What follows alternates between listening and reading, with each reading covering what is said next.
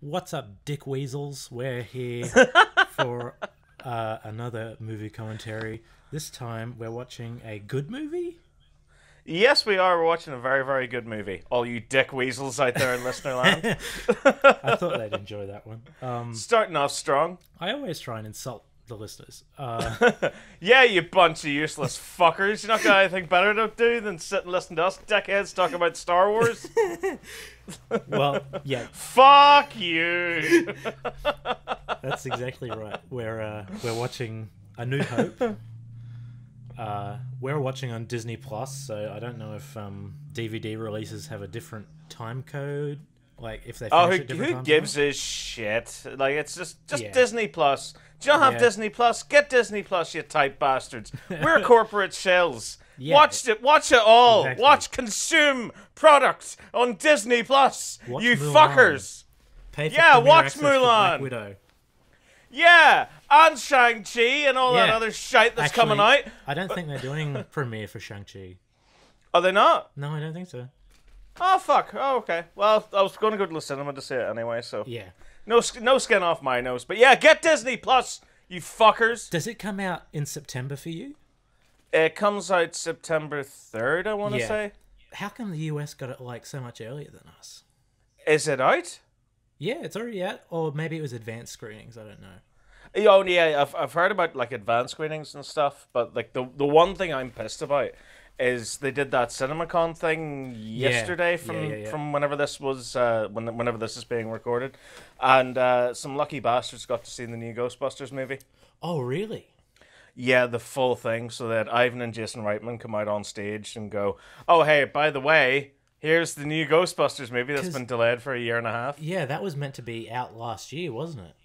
It was summer 2020, yeah. Yeah. And I was really, really looking forward to it. I'm genuinely, I'm about to burst. It's annoying the hell out of me because they've released all like the toys and figures Yeah. and stuff have come out for it. So I've seen a lot of spoilers from what happens in the movie, but and I still want the figures, you know. So Yeah. I'm really, really annoyed that people are getting to see these movies like months in advance Yeah. now. Anyway, we're gonna hit play. We'll count down for it. We're gonna hit play on 3, 2, 1. Play. All right. That's us. 20th Century Fox. Oh dear. Yeah, like that's the sign that you're watching a quality Star Wars movie, aside from the prequels. Or Bad News. Or indeed bad news, yeah. I miss that, like they shouldn't have changed that though. I like the old Lucasfilm logo, do you know, the one that was like golden green sort of colour? What does it do now? Silver. It's that shitty one that you see in the sequel movies where it just Yeah. kinda like fades in and out again. This is the weakest of the original trilogy, isn't it? You think so? Yeah, I think I far enjoy Return of the Jedi more than this. I like the start of Return of the Jedi. Everything with Jabba's See, barge. I like the start and I like the end, and it meanders in the middle a little bit, but No, I enjoy this one for what it is. Like, obviously, everyone says Empire is the best, but with A New Hope, this is the one for me that just screams everything that it's supposed to be. It's supposed to be a Western. It's supposed to be, you know, like medieval yeah. fantasy. It's supposed to be like the whole space Western thing that you're seeing influences in today with the likes of Mandalorian. It all stems from this. Like, And- I love the just even the storyline itself is. I can see why people would regard it as the weakest because it is quite basic. Yeah. But you can't argue with the fact that the story structure is perfect. Yeah, of course. Hero's Journey. Yeah, it's cut and paste. It's absolutely perfect. Yeah, I don't know. I think there's something about, I don't know what it is about this that I just enjoy slightly less than. I think it's a bit long. Like, it's not actually that long, but it feels like it goes longer than it actually does. Yeah, there's a lot of like. Well, I will say this: like, there are some pacing issues in that with it, but I think it's more the overexposure is the key problem here. Yeah. It's just the fact that like everyone knows the story, even if they haven't seen the movie, they know the story. And speaking of which, though, imagine this shit sitting in the cinema in 1977 and this happening. Probably the greatest opening to a film. This has never been done before. It almost reminds me of, do you know the old stock footage you see of whenever cinemas became a thing or whenever TV shows became a thing, and the train coming right at the camera and everyone was getting the fuck out of the way, going like, oh my god, this is train about to burst through the wall, holy shit. But yeah, like, even just this, it's the simplicity in the storytelling. And this is what happens when you say to George Lucas the brilliant, undying word, no. Yeah. No, George, we're not doing that. Shut the fuck up. It's way too expensive. But you get creative choices like this sort of stuff. And like immediately from the start, you get the impression, rebels, little tiny spaceship, bad guys, big fuck off spaceship. So you know already they're outmatched. When we did the Attack of the Clones, you said you mentioned the Red Letter Media reviews, the Mr. Plinkett ones. Yeah. And I hadn't seen them, but I've watched them since then, considering that was. Like, what do you make of them? They're pretty funny, obviously, and I don't doubt that he's right in that George Lucas had absolutely nothing to do with this opening.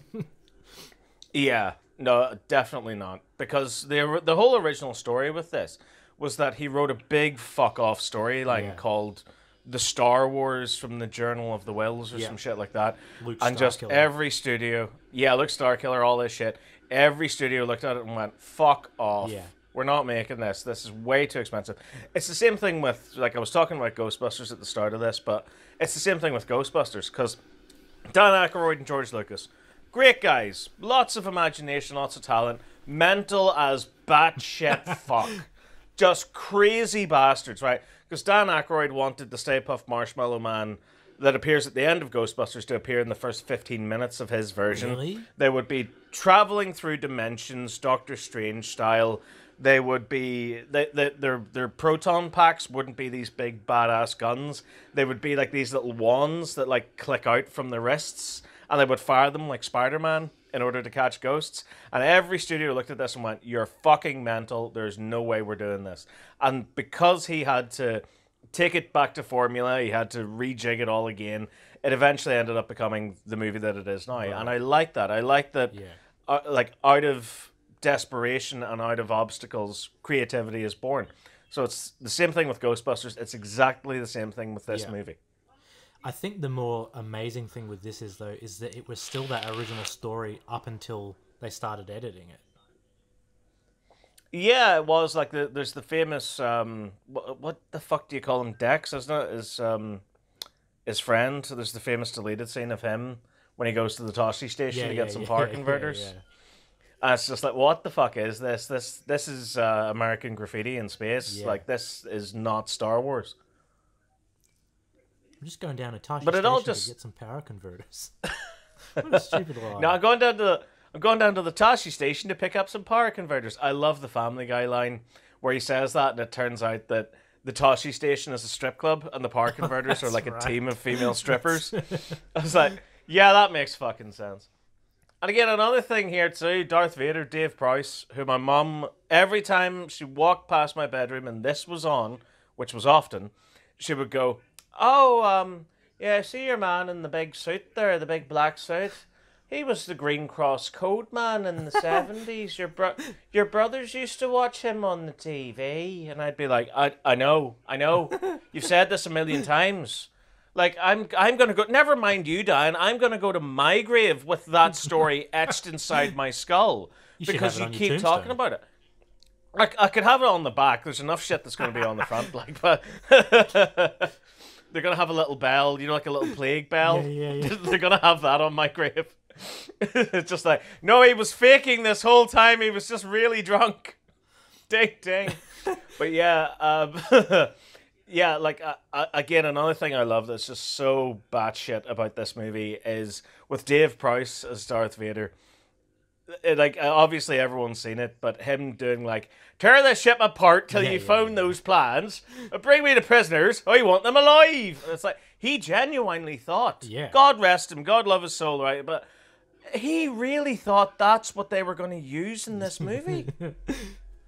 A man from the West Country. Accent, yeah. Like a hobbit. Unreal. I can't believe it. Like, now, all fairness to Dave Prowse, of course, Green Cross Code Man, Darth Vader, and also the man that trained Christopher Reeve to become Superman. That's so, right. fair fucks to the guy. He's got a hell of a legacy as well. I've also met Brian Moore as well. He's the guy that did the sculpt for the Vader helmet. All right. For this one, because like if you look at the Vader mask in this movie, you'll see it's really handmade. It's not symmetrical, covered in fingerprints, covered in goo. Yeah, like look at the fucking state of this thing. I like especially on Disney Plus as well. I like the red of the eyes, the goggles though. Yeah, there's a hell of a lot more menace to them in this movie, because again it all just stems from what do we have lying around, what can we build, what can we form, because it was all quite rudimentary how all this shit came together. Well, and it's the same with the Stormtroopers. Every single suit is different. Yeah, I'm actually talking about Stormtroopers. Did you ever have the impression that they were robots when you were a kid? No, I don't think so. Because I think it may have just been me. But for some reason, I think it's because they all looked the same, and I was too young to understand, what uniforms were or anything like that. So I always got the impression, oh, they're robot men in suits. Right. Because they reminded me, the way the joints moved and stuff, they reminded me a lot of C-3PO. Yeah. So it's always like, oh, they're like little evil bad guy droids. And then I realized, oh shit, no, they're soldiers. If they were robots, they'd have better aim. Or would they, though? Because we still need the plot to happen. That's true. I reckon they would have wanted to die when they were shooting this in Tunisia. Oh, fuck yeah. No, that's one good thing, though, because Anthony Daniels is a fucking dickhead. So I'm just enjoying the fact... Yeah. I'm just enjoying the fact that he's baking to death in this suit in the middle of the desert.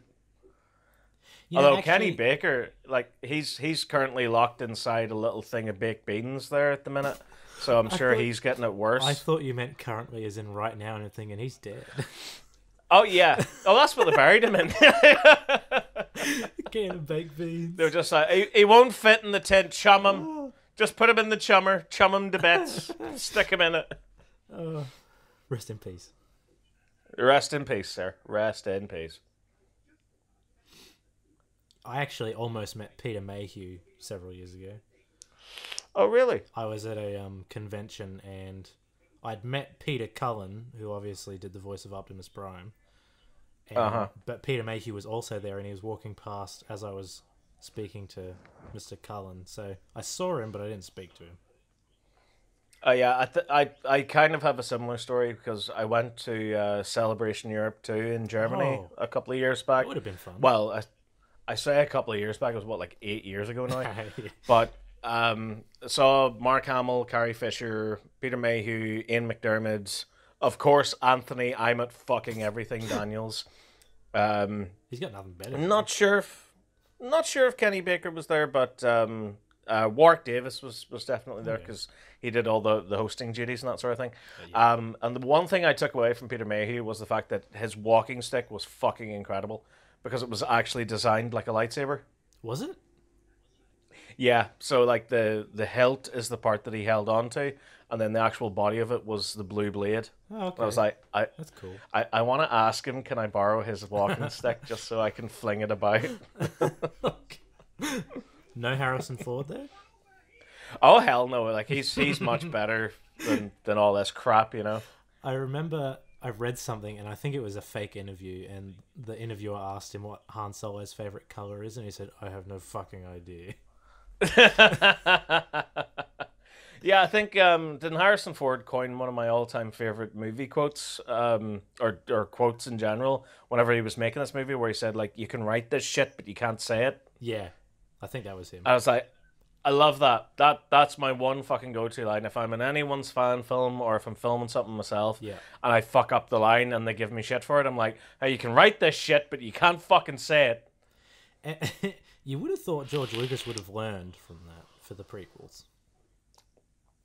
Nah, sure, fuck it. He was high on cocaine and bitches by that point. Like, he didn't give a fuck. He was riding that sweet Star Wars money train. Like, he didn't give a shit. Is it just me, or I assume you watched Falcon and the Winter Soldier?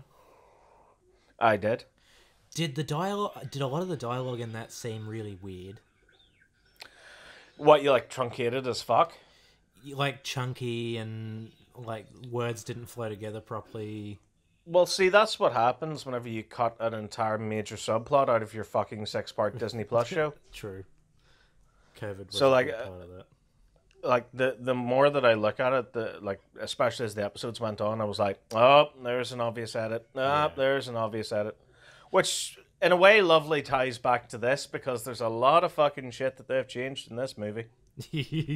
Yeah, and we'll see that once we get to Mos Eisley, but we've already seen it when R2D2 was hiding. There was like rocks and shit in front of him, and it was like, how did he get behind there? Oh yeah.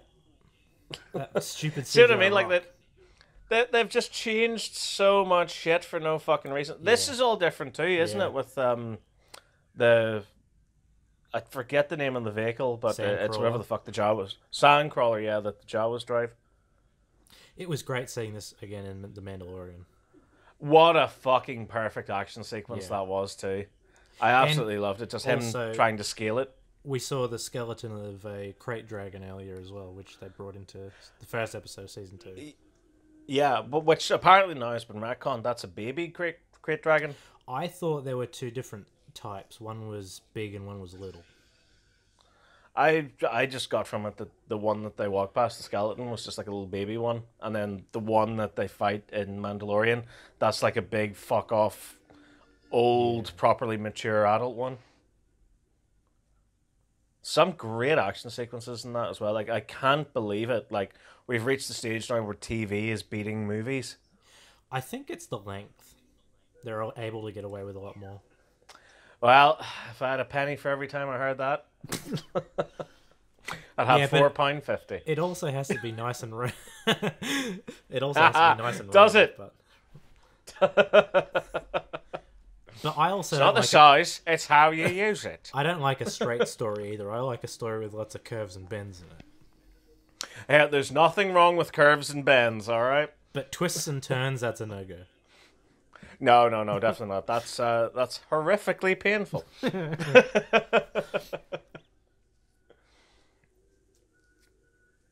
See, that's another thing that I love about... Oh, they're so gay. But yeah... They're flaming robosexuals. But look, he's but again, that's another thing. Was it? It looked like he was trying to get Artu to suck his dick. Have you seen the fucking... It was a guy that is a dickhead now. Like, he ended up being a wife beater or some shit like that.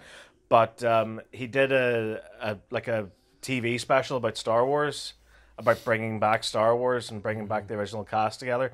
And he has an interview with Anthony Fuck Off Daniels, right? He does. And he says, like, oh, when I was a kid, I loved Star Wars. I collected all the original little trading cards. And there's a trading card that looks like Anthony Daniels, or looks like C-3PO has a dick. But, like, not just a dick, but a full-on raging erection that's about to bash R2-D2 over the head, right? Bash him right in the dome. So he shows the camera the picture, and it really does look like C-3PO has a little golden dick extension coming out of the codpiece. And he basically, when he was interviewing Anthony Daniels, he was saying, like, look, I don't know if you know about this, but I want to show this to you. And Anthony Daniels goes, I'm not signing it. I'm not signing it. And it's like, no, I didn't want you to sign it. I wanted you to know, did you know this? And he was like, no, C-3PO never had a penis. I was like, oh, is that why he's so fucking wind up? What a cockhead. What a cock in general, I suppose. Yeah. Oh, dear. He was on Australian TV a couple of months ago. Why?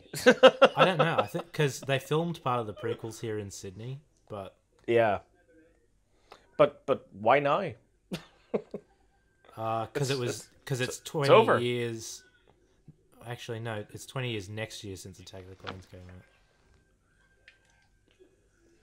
out. Yeah, I got no idea. Jesus Christ, talk about feeling fucking old. Yeah. 20 years since episode 2 came out. Yep. I remember being a young, innocent fellow of 12, frolicking in meadows with my lightsaber. What year were you born? 2003, the year after. Fuck. Jesus, man. So I've got 13 years on you. Yeah. Oh, God. You're old enough to be my parent. I am old enough to be your parent, yeah, because like there's kids now like accidentally getting girls pregnant at like age 11. It's so fucked up. I went to school with a 15-year-old that got pregnant. I think we all did, to be fair. Yeah. Because whenever I was in school, like I remember there was a girl that I kind of had a thing for, and one day in class I turned around and she wasn't there, and I was like, hey, what happened to that? Let's call her Rachel. What happened to Rachel? Oh, she's on maternity leave. Oh, okay. What? Yeah. What? The shitty thing was the school told her to leave, which is like... What, told her to leave as in don't come back? Yeah. Holy shit. Yeah. They didn't want their reputation tarnished or whatever the fuck they wanted. Yeah, too late, dipshits. You fired an well, not fired, but you expelled. Yeah, you expelled an expectant mother. Fuck, I've been out of the school system too long. See, that's what happens. Whenever you're in school, you're taught all this lingo, and then whenever you get a job, it's the same definitions but different word usage. If I was getting paid to go to school, I would have been a lot happier. Oh, fuck, yeah. I mean, like, I would have been getting fucking promotions left, right, and center. And I actually enjoyed school. See, I did for the most part, but I just didn't get on with teachers at all. See, aside from one who was a technology teacher who loved the fuck out of Star Wars. So, right. So again, keeping it all connected, you see, listeners? We're not just warbling on about shit. See, I was pretty much the same. All the teachers I got along with, it was because of pop culture stuff. Yeah. Like see, myself. I really think that I was born at the wrong time.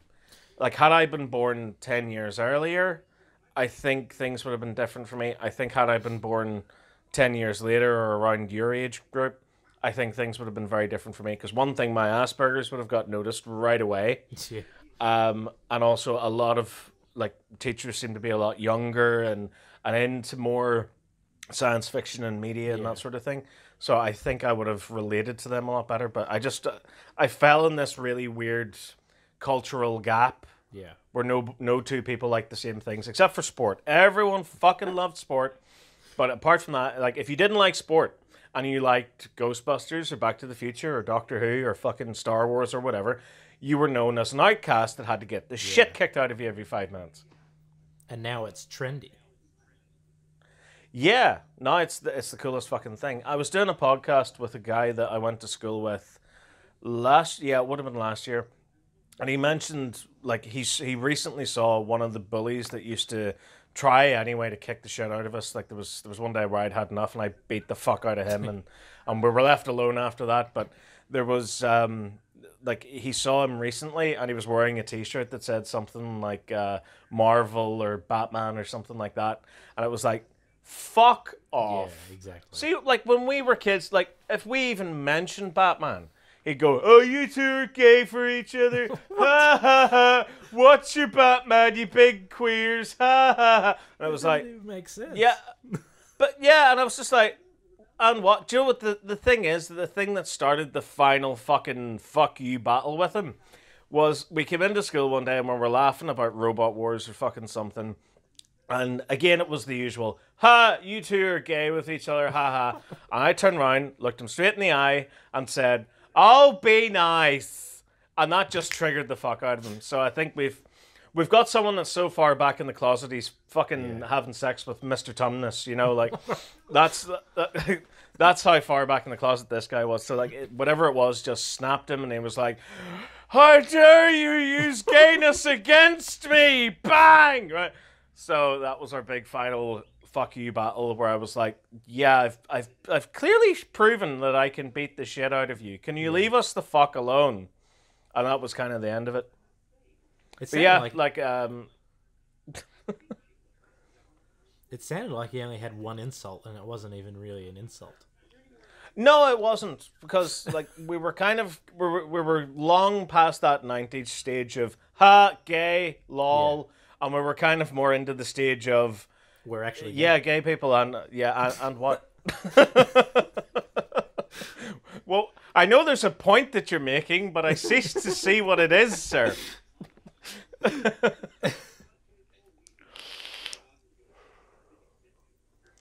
So yeah, See, Star Wars, right? yeah. Even when I, like, as a small child between 5 and 10, I was born in just the right time where it was still nerdy to like Star Wars and stuff. But then as soon as high school came around, it was like, oh no, we all like that. Oh, you were a fucking stud muffin, I'm sure, by the time you got to high school. Nope. Just like, oh god, tell me about going to the Toshi station to pick up some power converters. Do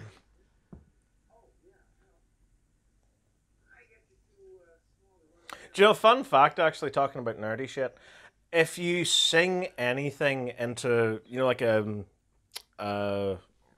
a audio software thing, if you sing anything into it, so you can literally go, hello, my name is Steven, and I'm singing, tra-la-la. Like, if you sing that into an editing audio software and play it backwards, sounds exactly like Elvish from Lord of the Rings. Surely not. I'm not even joking, because it all stemmed from, we were doing this stupid challenge thing. Me and Anthony were one night. We were just bored watching TV, and we were like, "What's our name backwards?" So Anthony's name backward is Inir Munthna, and my name backwards is Halakam Navitz. And we memorized this shit. But eventually I was like, oh, I'm just going to play with this editing software shit here and just see what it does. So I just hit record and I was like, I'm singing a song, do, singing a song, tra-la-la. And I played it backward and it was like, Yam nir kum ta binori damano. And I was like, that's fucking Lord of the Rings. It's either Holy Elvish shit. or Hebrew. It's both. I actually tried to learn Elvish for a little bit. I'm not shocked by this fact. Yeah, it didn't work out. See, there's not really any, like, because everyone expects me to go, oh yes, I've learned High Gallifreyan and I can write the language of the Time Lords, and it's like, mate, it's fucking circles. Exactly. It's just like, you don't need a pen to write it, you need a fucking spirograph, you know? It'd be cool to piss it into the snow, though. It would be a hell of a talent. I think they'd have to start a fucking Olympic sport with that. Now, Gallifrey, you're a nations. How come at the Rio Olympics they didn't have waxing as a sport? Yeah, because the Brazilians would probably win it. Oh, that's true.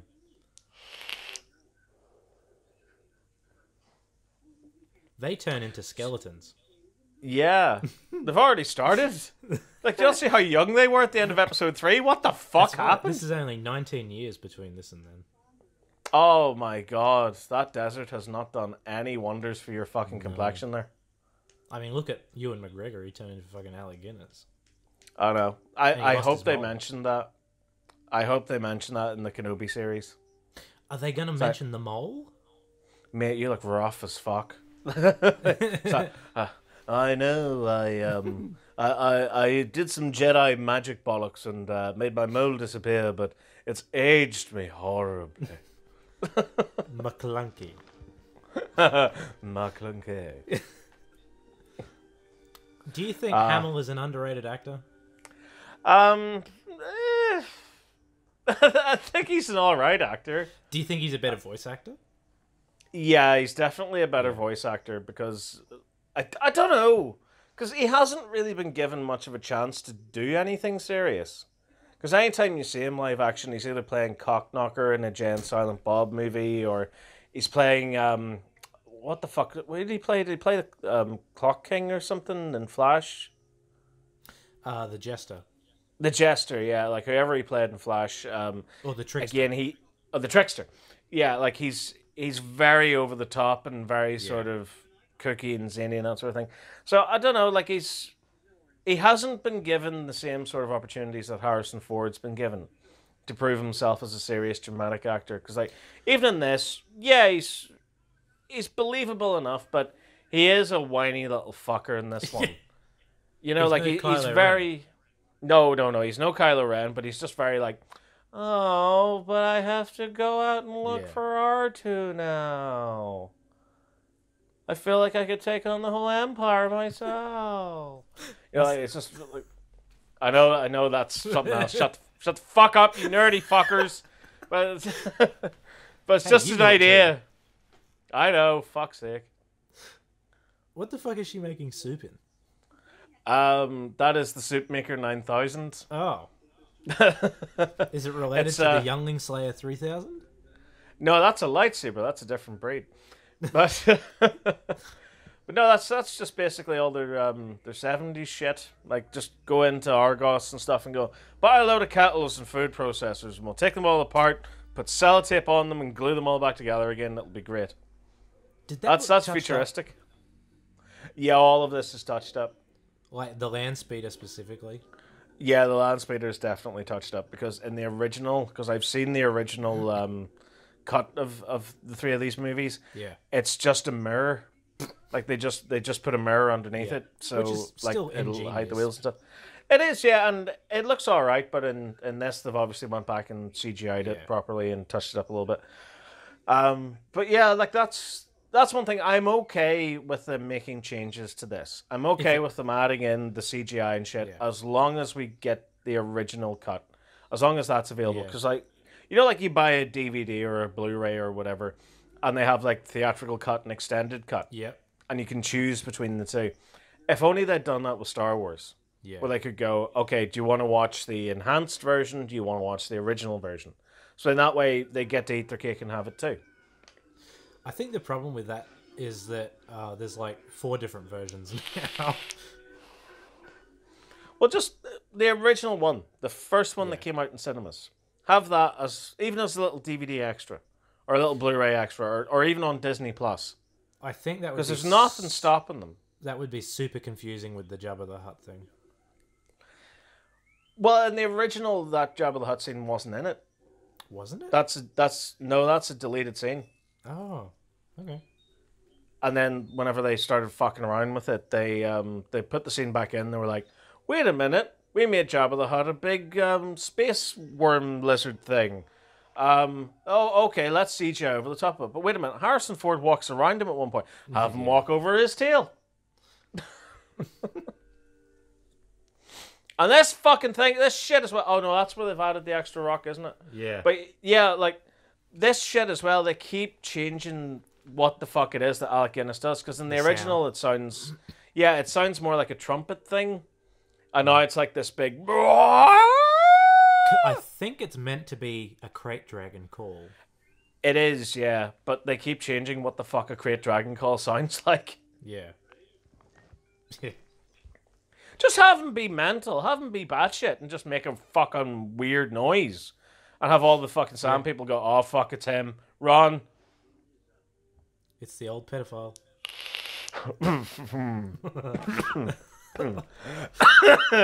Oh, it'll never not be funny.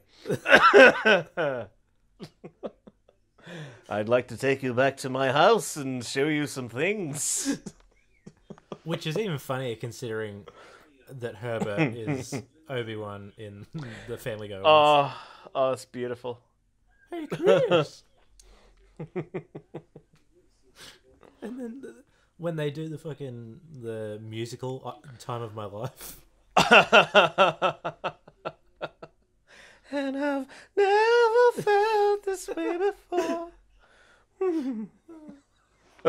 Oh, the best part of that is when he shoots his lightsaber and it fucking goes limp. It goes that, and he sees Chris and it gets erect. Yeah, that's right. Looks like you came along at the right time. Oh, that's good old-fashioned pedophilia. Oh, dear. There's no black people in this movie. I wish R2's subtitles were just like fucking swears. Yeah. No, it's just him going mental, going, "What the fuck's happening? What's going on? Who are you? Are you going to rape my new master? What is this? Why are we in a quarry?" Do you think he just didn't want to remember that R2 existed, or he genuinely forgot that he knew who he was? No, I just think it's really bad writing.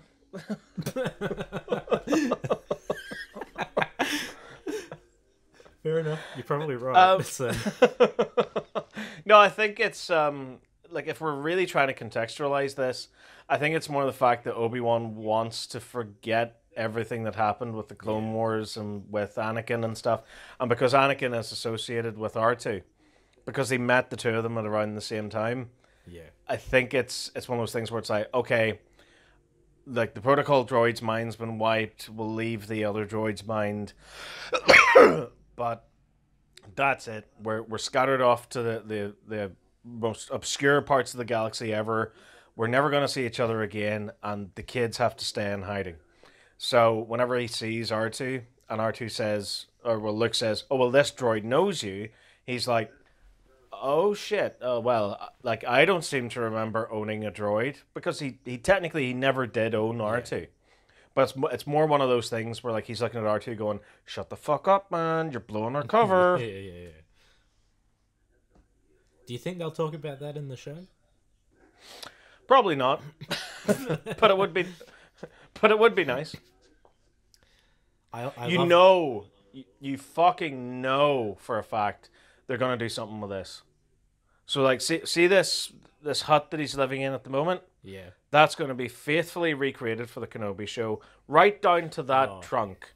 And there'll be a little insert shot, a little blink and you miss it thing that all the fanboys will go fucking apeshit for, where he opens the trunk to throw something into it, and there's the lightsaber just sitting there. I think it'll be the opposite. It'll be completely different, and Ewan McGregor just looks at the camera and shrugs. Yeah. He looks at the camera and goes, "Too late, we've got your money now, fucker." I always love the meme when Luke says to him, "Do you know an Obi-Wan Kenobi?" And he's like, "That's a name I haven't heard since I cut off your dad's legs and left him in a volcano." I left him burning to death. They never did explain the whole fucking Obi-Wan and Ben thing. I think it was just a name he pulled out of his ass to keep cover. See, like, the more I think about it, the more I'm like, was Obi-Wan supposed to be more of a rank? No, I just think it was. And he was known as Obi-Wan Kenobi, but his name was always Ben Kenobi. But whenever he was in the Jedi, they had some sort of ranking system, and he reached the rank of Obi-Wan or some shit. I don't fucking know. Nobody else's name changed though. Because like, why the fuck? Yeah, I know nobody else's name changed from the prequels perspective, but I mean, like, from a timeline perspective, from this movie going forward, was the original idea that, I don't know, it sticks out to me like a sore thumb, because why the fuck would he change his name to Ben Kenobi? Well, and not change his name to like, yeah, like Ben Schwarzenegger or something. Yeah. You know, like how why many the fuck? Kenobis can there be? Oh, I'm going into hiding. Just call me Jeff McCullough from now on. Like, I wouldn't be surprised if Vader went and tracked down his family and fucking destroyed them all. Yeah. Although, like, I don't know, because the prequels really did fuck it, like, but like, there's so many fan theories out the window, because according to the prequels, you're dropped off at the Jedi Academy when you're like a sperm cell.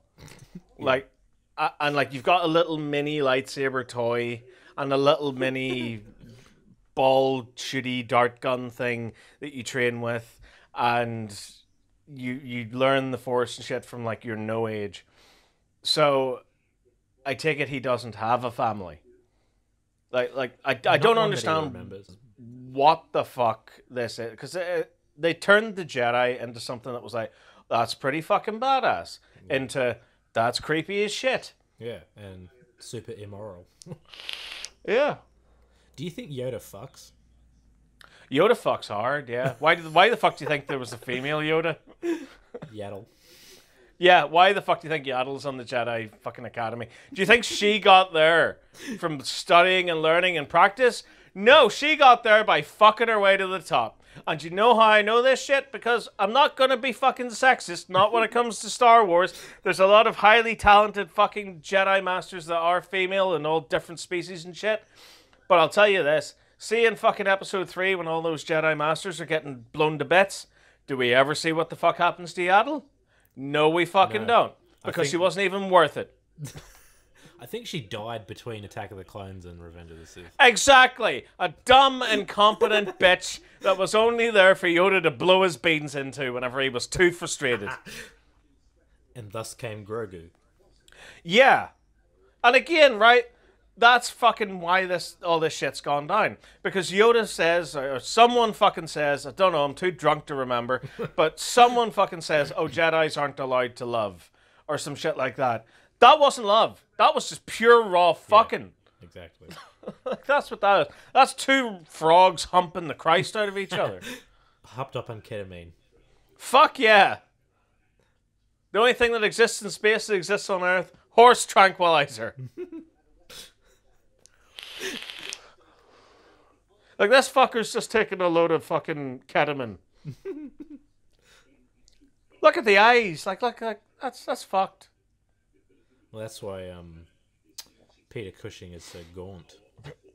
Yeah, and Vader's about to hit this. Vader's about to hit this fucking guy with a speedball here. What do you say? This shit killed Belushi. It'll kill scum like you. Look, speedball, activate! Am I having a stroke? What the fuck is this? I can't breathe. My heart. Oh God, this was not worth the high.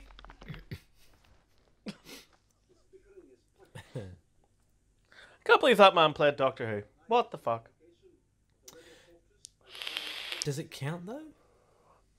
It does now after Chris Chibnall fucked the entire canon. Oh, that's right. I haven't watched any of the new seasons. Don't. You're not missing much. And they're leaving after next year anyway, so the next person that takes over, they'll probably just retcon all that just to be like, oh no, it was all magic and gobbledygook. Here's what really happened. I'd probably be fine with just Chibnall leaving, honestly. I'd like to see Jodie Whittaker with better writing. I've said that myself. Like, I think it's a real shame because she never got her big doctor moment. She never got the chance to go like, oh well, this is me and I'm the doctor and this is what I do. She, like, for her last 2 series, she's just been doing really shit impressions of David Tennant and Matt Smith. Yeah.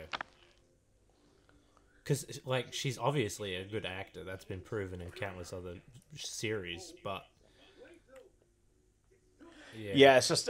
I think, genuinely, she was either the wrong choice for the Doctor, or the writing hasn't let her be the Doctor. I still think that Olivia Colman was the better option.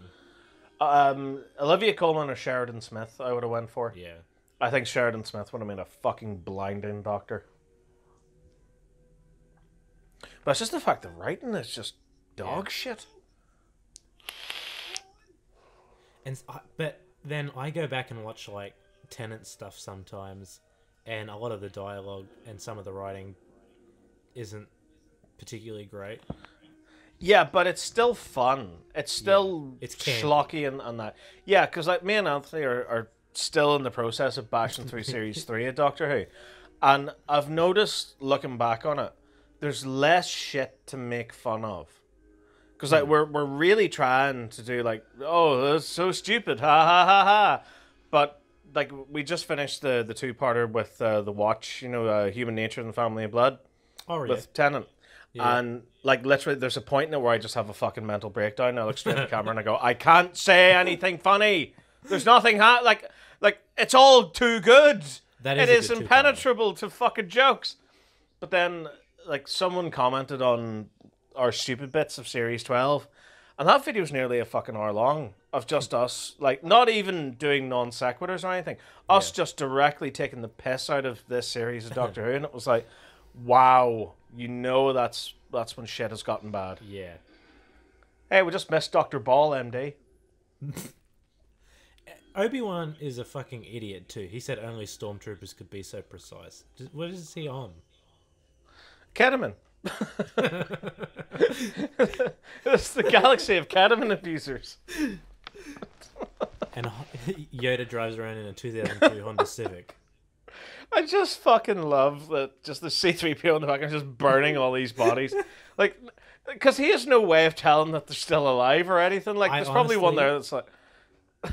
Honestly, I can't say I've ever seen that watching this movie before. I only just noticed that. What, 3PO just burning bodies? Yeah. Like, I knew the pyre was there, but I never realized he was fucking carrying a body and throws it on there.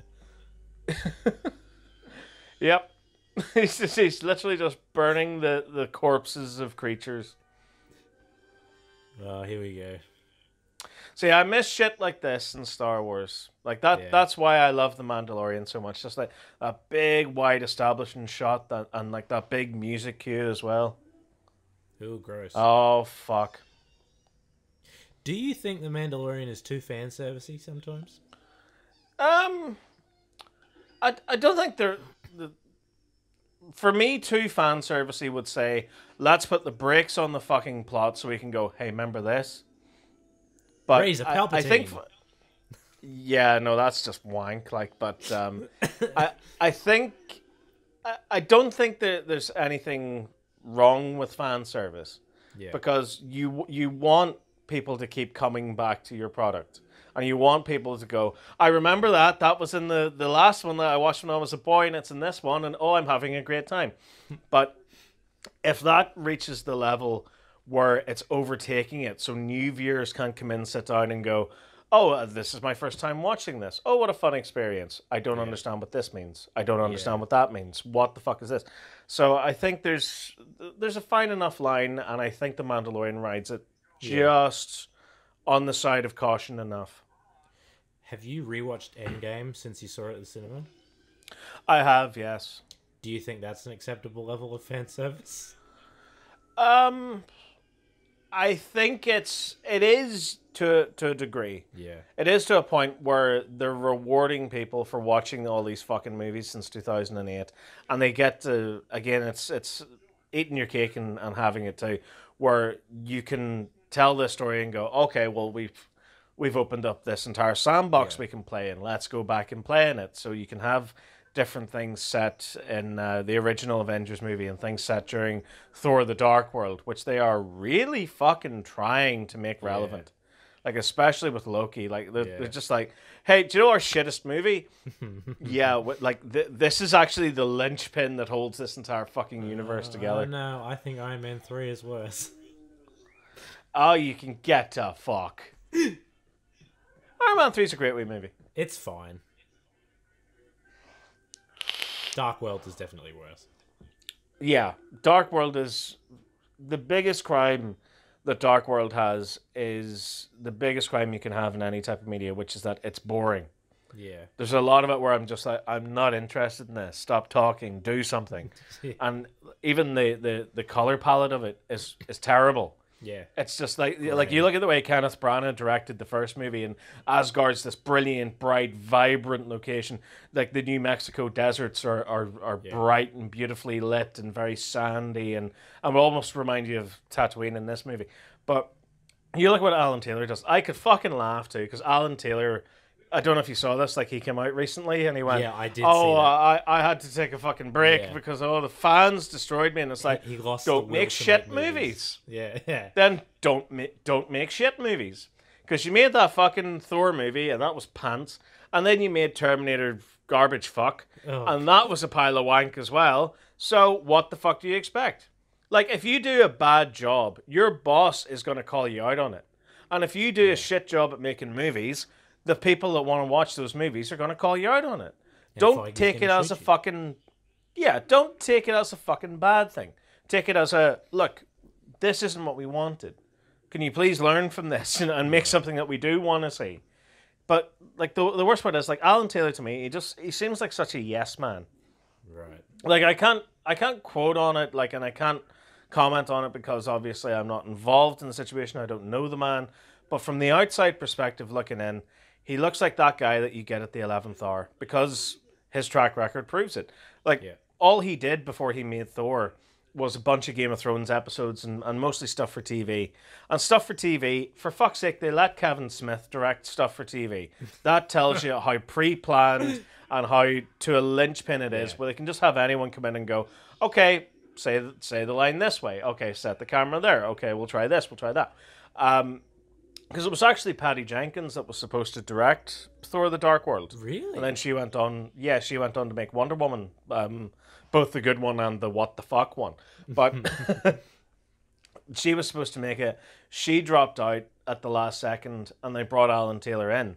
So obviously they had all the storyboards done, everything was all set up and ready to go, and all he had to do was direct the smaller scenes where it's people sitting in a room talking. And that as a result of that, his name is put on the marquee.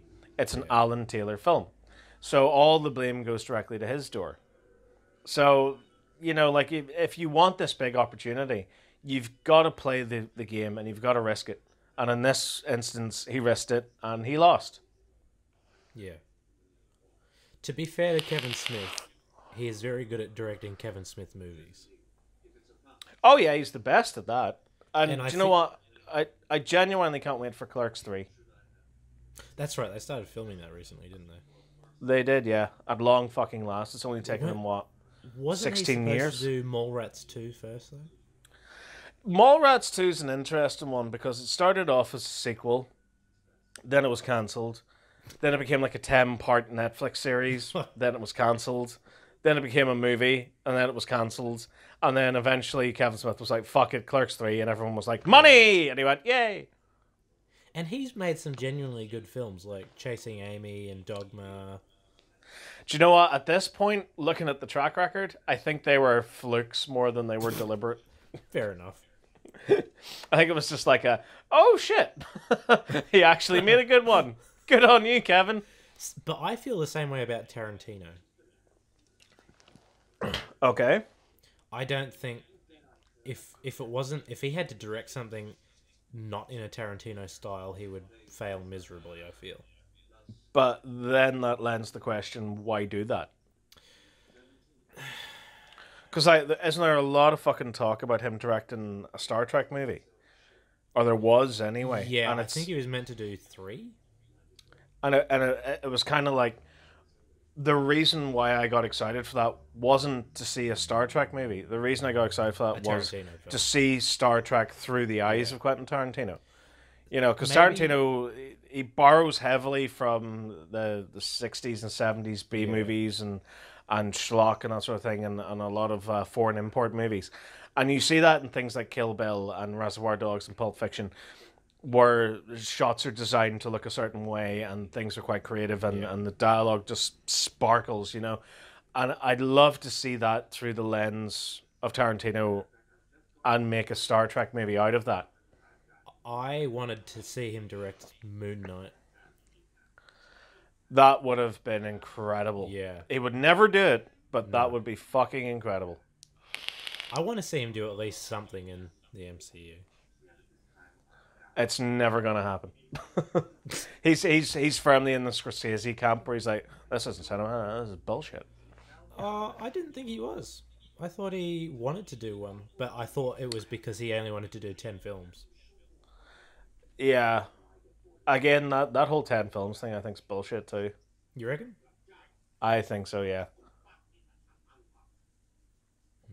Oh, we're coming up on Yeah. Macron here.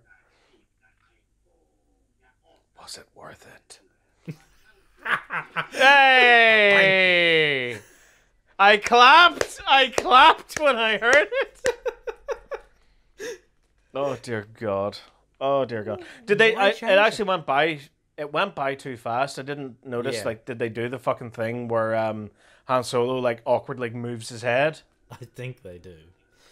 Oh Jesus, it's fucking terrible. They've changed that fucking shit so many times. And the reason for it was because George Lucas didn't want him to seem like he was a dick. But that's literally his arc. Look, the whole point of that fucking scene is to show that Han Solo is a dickhead who got involved with more dickheads and decided to rip said dickheads off. So those dickheads sent a dickhead in order to shoot that dickhead. You know, and basically that dickhead shot that dickhead before that dickhead could shoot that dickhead. That's the whole point of that scene. So, like, clearly, Greedo had a fucking gun on him. He was gonna kill him. Yeah. So, like, Han's well justified to get his gun out and shoot him first. He doesn't need to fucking shoot first. He just needs to shoot. Yeah.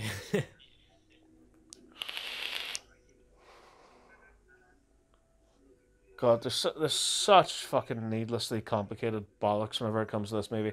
Like, honestly, had you just left it alone, it's a charming adventure. Yeah. And then it's just like, oh, let's start questioning. Oh, look, fucking, Greedo's there's Greedo, alive he's again. alive. Yeah, there you go. See, he was fine. Did you play the Lego Star Wars games, the original ones? Yeah, I love remember the Lego that dude? Star Wars games. Oh, look, there's That Greedo again. dude? Yeah. The dude with the elephant trunk. It was like a chase thing. Oh God, now you're asking. See, like I had a great childhood, and then I discovered alcohol. There is 2 Greedos there. There's 3 Greedos there. There you go. They're fucking everywhere, and there's fucking Boba Fett as well.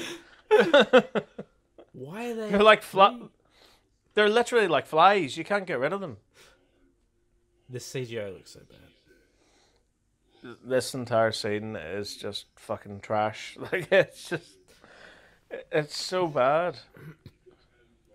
Like again, you don't need it either because like it's introducing the Falcon and everything as well, and oh fuck off, God. fuck Because they off. digitally made him move up as well. Who thought of this shit? Can you like? Is there a weird fade thing going on around Harrison Ford?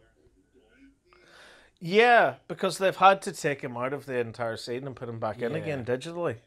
And they can't marry the two of them together properly. That's right, and they didn't build a physical Falcon, not a whole one for this.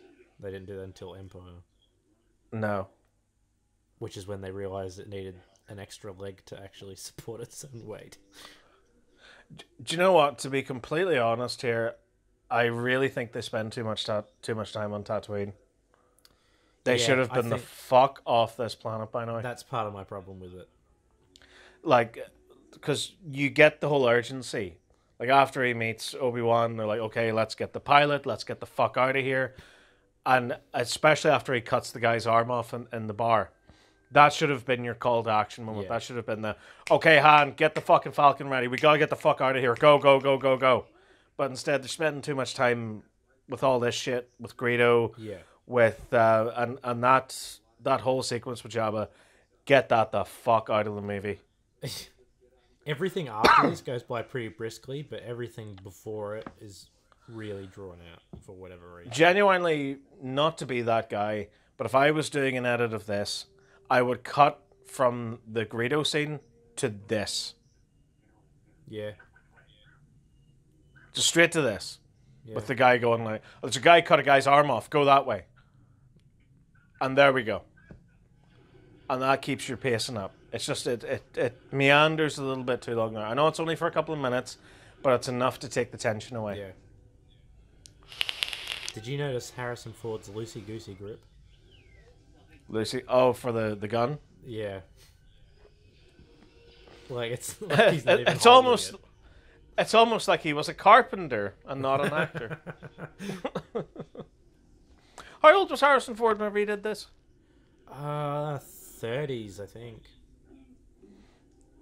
So there's time for me yet. Well, it was 77, and that was 50, almost, no, 40-ish years ago, 44 years. And he's 70-something, almost 80 now, so yeah, he would have been in his 30s.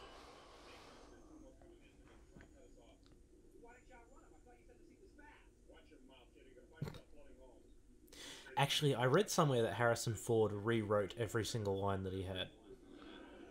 I doubt it, but yeah, probably. Like, not significantly, but to make it make more sense. Yeah, like he had to almost translate it from George Yeah, Lucasese basically. into English in order to understand what the fuck he wanted. Because George there's a Lucas- lot of stuff in this where like he'll say something that's quite an obvious Earth human 1970s colloquialism, you know, because he says to and they left it in too. The stupid fucks. The bit with that Jabba the Hutt deleted scene. He looks at Jabba and says, "Jabba, you're a wonderful human being." That's like, he's not. He's a big space slug. What? This doesn't make sense. Kind of just makes it more funny. Yeah, like if you look at it as like a degree of sarcasm, yeah, probably. But you know that's not what they were going for there. It's like in Lord of the Rings when the orc says, "Looks like meat's back on the menu, boys," which both implies that orcs have restaurants and they know what menus are. Yeah.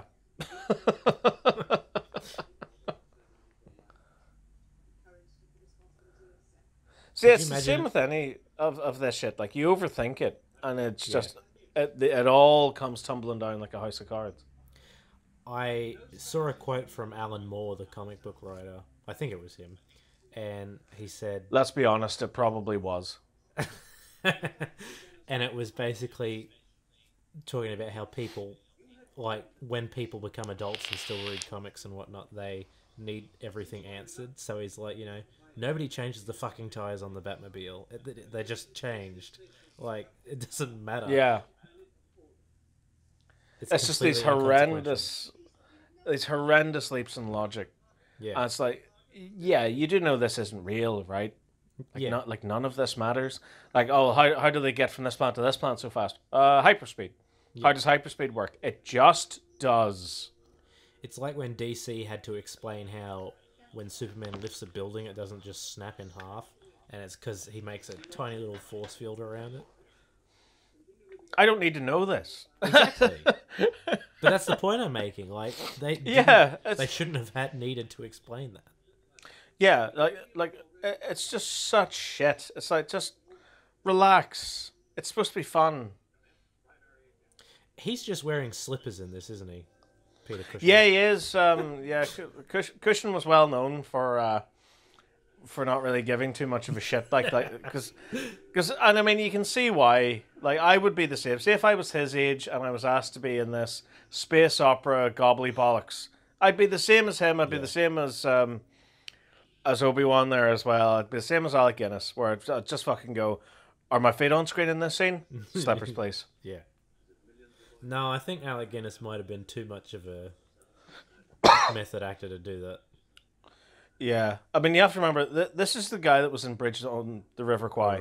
Yeah. And to go from that to have an esteemed career as a stage actor, and as and as a character actor as well, and to go into this where he's having to talk about the Force and Alderaan and all this shit. Like, you've even seen, like, the amount of interviews he's done where he's like, I don't know what the fuck it is. I don't know what the fuck I'm saying. I think he even said, like, I only read my lines. I've no interest in what the fucking plot is, what the script is, any of it. I was just there to do it. I saw an interview with him where he said, you know, none of the dialogue makes sense, but there was something that he couldn't put it down while he was reading it. Oh yeah, that's right. Yeah, I think I'm getting that confused with someone else. But yeah, because he probably like he said something where he was like, yeah, I had to keep turning the page. Yeah. To see what happened. Yeah, that makes sense. His problem wasn't with the fact that it was Star Wars. It was the fact that it was the only thing he was being remembered for anymore. Yeah, that's right. But like he made quite the fucking bankroll off it. So you know, because he went fair for play. Box office profits. Yeah, he did. He got a percentage. Yeah, percentage gross. Gross. Yeah. So his estate still continuously makes money off of it. It's re-released. Yeah, this role is so important. You'll continue to make money even after you're dead. Honestly, say if someone gave me that fucking opportunity, I'd be like, I don't care if I have to say Hitler was great. Yeah. I don't care if I have to say I'm going to rape Jesus. I don't care if I have to say some of the worst fucking shit imaginable.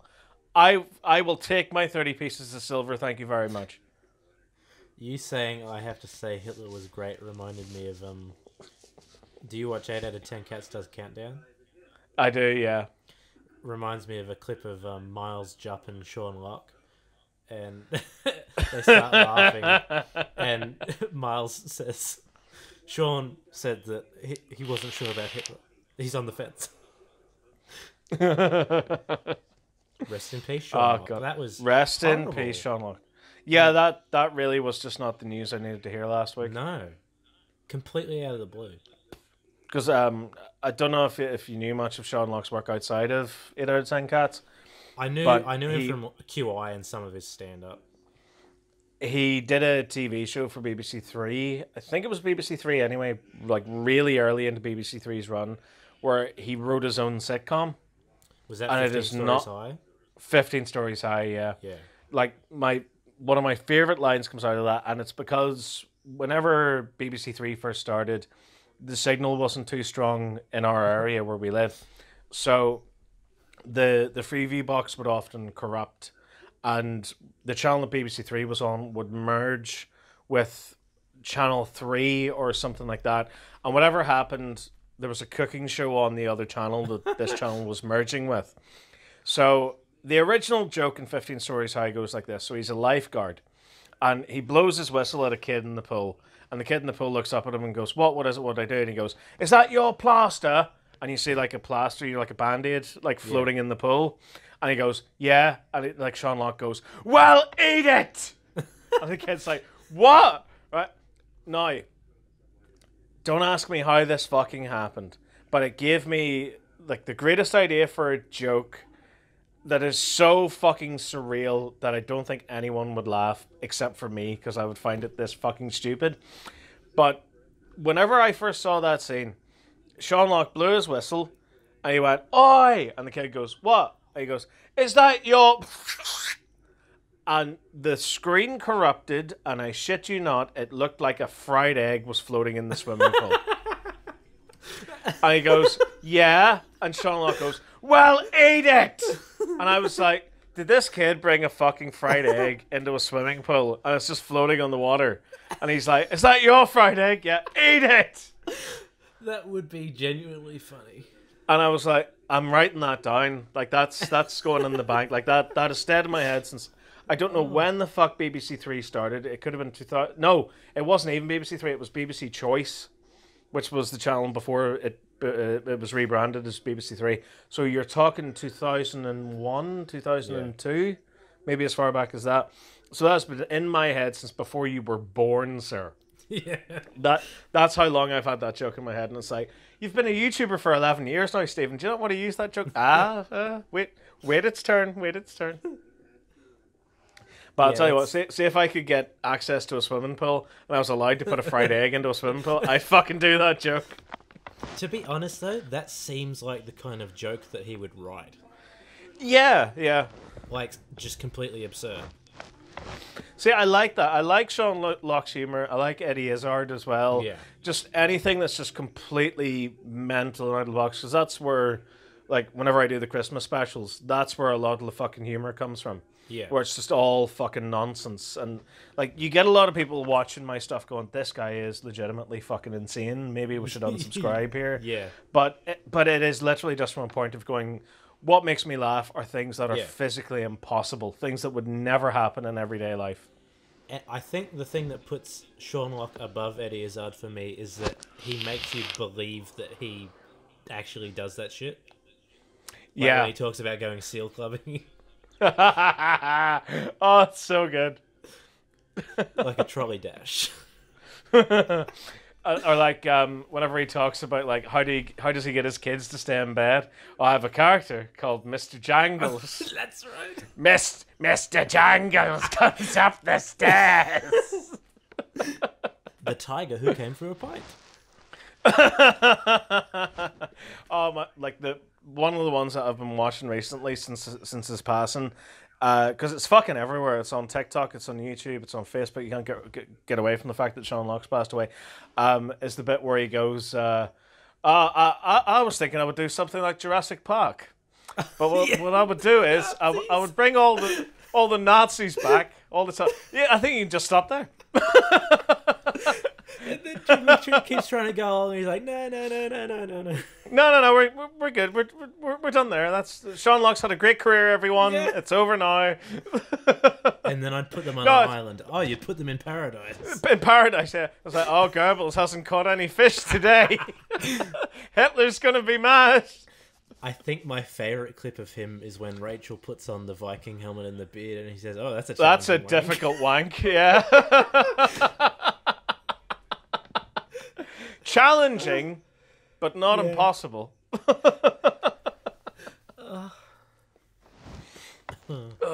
Genuinely a comedy genius. I'm going to take this moment to ensure that I'm still typing. Oh, I am. Happy days. I don't trust this. Oh yeah, so you are watching the New Hope commentary, everyone. We're watching the commentary of A New Hope. Yep, they're watching us commentate on it. Well, they're listening to us. Well, fuck off. They're watching a still image watching a movie. Yeah, because there's no point. Like, you could just put a big dick and balls on the screen. Like, it doesn't matter. Like, the whole point of this is this has to be playing in the background as you watch Star Wars Episode 4. We're an hour into this. You know what the story is by now. Do you think anybody actually does that, or do you think they just listen to the commentary? Neither. I think after they gave us a chance with the first commentary, they were just like, nah. It's not for me. So do you know what? If you are genuinely listening to this right now while watching Star Wars, even if you're not, even if you're just listening to it, write McClunky in the comments. That's your challenge. Because there's bound to be one. Because I know, I've got some fucking, I'm not going to call them mental, but they are kind of mad for liking me. But, I have a couple of fans that are just like, oh my god, Stephen and Anthony are amazing. I'll watch anything that they do. So, if I put a link to this on my, on my Facebook or on my YouTube community section, there's bound to be, one or two people that are like, oh my god, Stephen did a new thing, let's watch. Oh, it's not with Anthony. Boo, dislike, bye, unsubscribe. But if I put Doctor Who in the thumbnail? Yeah, if you put Doctor Who in the thumbnail. Basically, if you take the episode 4 poster and just replace all the heads with really shitty Photoshop of all the doctors, people and Luke Skywalker holding up the lightsaber, replace that with a sonic screwdriver. Thousands of views, thousands of fucking views. Instead of a Death Star, it's a giant TARDIS. Yeah, no Gallifrey. I think the thumbnail I made was a picture of Luke, and then it says, "My name is Earl."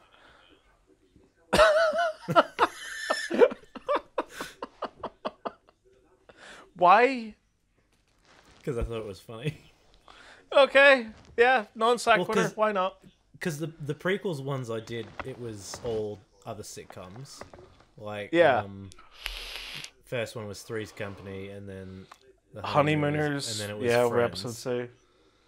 Yeah. So I thought, why not My Name is Earl? Fair. Actually, it's because I was rewatching it a couple of weeks ago for whatever reason. Yeah, I was watching My Name Was Earl again. So probably because it's on Disney Plus. Yeah. Because I started watching it right after I finished Last Man on Earth. Ah. Which I don't know if you've seen that. I take it you probably haven't. No, I don't know what it is, to be honest. It's do you know Will Forte? Used to be on SNL. No. He's a comedian. No. And it's got Mary Steenburgen and a few other actors in it, but shit, really? Yeah. And the first season came out in 2015, but it's set in the year 2020, and it opens with 2020, 2 years after the virus, and the virus has destroyed the entire population of the planet, which is a little bit eerie. And it went for 4 seasons and they cancelled it, but it's quite funny actually. Oh shit! It's all on Disney Plus, so. And what's it called? Last Man on Earth. Last Man on Earth. Yeah. I'll just make a note of that. My notey notes. There you go. That's not one I had to list. No, what I'm rewatching at the moment is House, ironically enough. Oh, I never got into that. Oh, it's great. I would highly recommend it. It's not on any streaming service that I have access to. I think it's on Amazon. I think it's on Paramount Plus, isn't it? Probably is, yeah. But I have no interest in that fucking streaming service. Because the thing is, it's a Universal produced show, but it aired on Fox. So Really? I was hoping it would be on Disney Plus, but I think if it's an NBC Universal show, it'll probably go where Peacock. like Parks and Recreation and all went. Yeah. Um,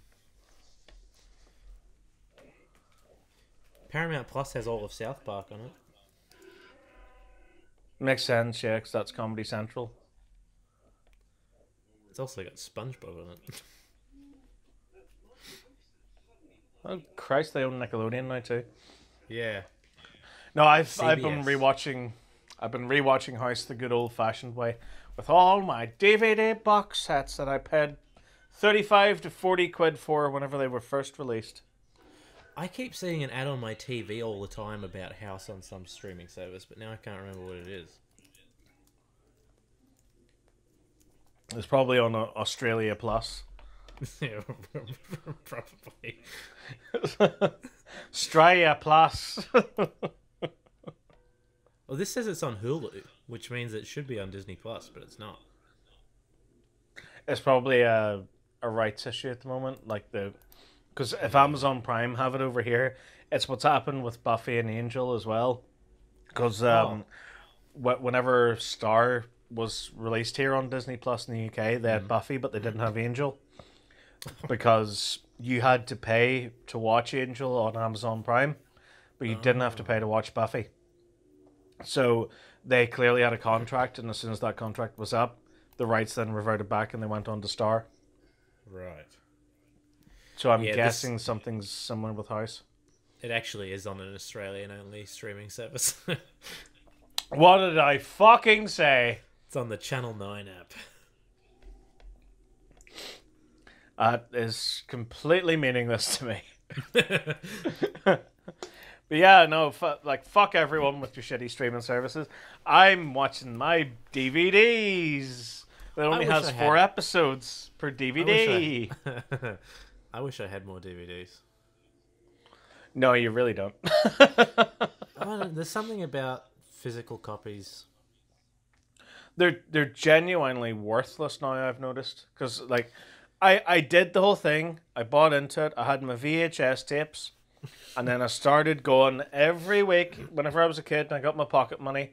Even up to the point of no, that's a filthy lie. No, it's not. It's not a filthy lie.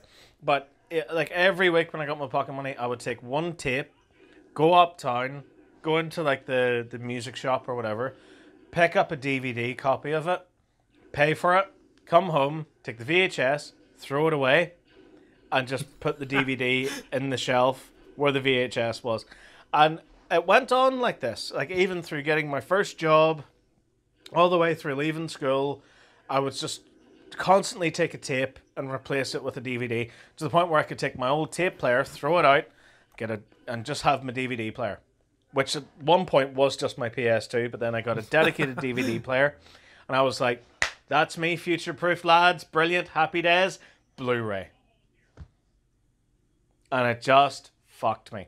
So I started doing the same thing. Same shit. I fucking, every week, took a DVD, went uptown, bought a Blu-ray copy of it, and replaced it on the shelf. And now, like, even if you look behind me and Anthony, whenever we're doing the Doctor Who reactions, you'll see a big, like, bookcase that's filled with Blu-rays. Yeah. And even they're completely fucking irrelevant now. Because half the shit that I have on Blu-ray is available on fucking streaming services. I never got into Blu-ray, but I have plenty of DVDs. See, I was kind of spoiled because I bought a PS3 with my first pay packet from a new job I got, which was for a media place. It was for a place called Extravision, which was kind of Ireland's version of Blockbuster. All right. So whenever I was working in there, I used to get discount on like media stuff and TVs and PlayStations and that. So with my first pay packet, I bought a PS3, and that had a Blu-ray player built into it. So I remember one night, my girlfriend at the time was going over to Scotland with her family. So she was like, will you be all right on your own over the weekend? And I was like, I think I'll fucking live, yeah. And she went, look, I'll go rent you some stuff. And she called me up from the shop and went, oh, the PS3 you have, that plays Blu-rays, doesn't it? And I went, yeah. This was like 2009, so it was like fucking, 12 years ago now. And I said, yeah, it does. So she says, all right, well, it's only £1 extra, but I'll rent you a load of Blu-rays. And I went, okay, cool. So she comes down to the house, she unpacks all the shopping, gives me a load of frozen pizzas. She knew me so well, 6-pack of beer and that as well. And she went, okay, here's all the stuff that I've rented. So she gave me the Blu-ray of The Hurt Locker, which is the Jeremy Renner Iraq War movie. And I remember putting that in to watch it, and it's the first scene whenever the car bomb goes off. And you see like all the little individual grains of sand on the ground being blown apart in slow motion. Yeah. And I was like, yeah, I kind of fucking love Blu-ray. Yeah. I never really noticed a difference that much. Oh, I noticed a huge fucking difference. I notice it now with better quality TVs, but back on the shitty old TV I had, I didn't notice. See, that's the thing. I probably wouldn't have noticed had it not been for the fact that the TV that I had in my bedroom at the time, whenever I bought my PS3 and plugged it in, it didn't register it at all. It was that fucking old. Right. But I was like, great, so I have to take the rest of my pay packet, go uptown and buy a new TV.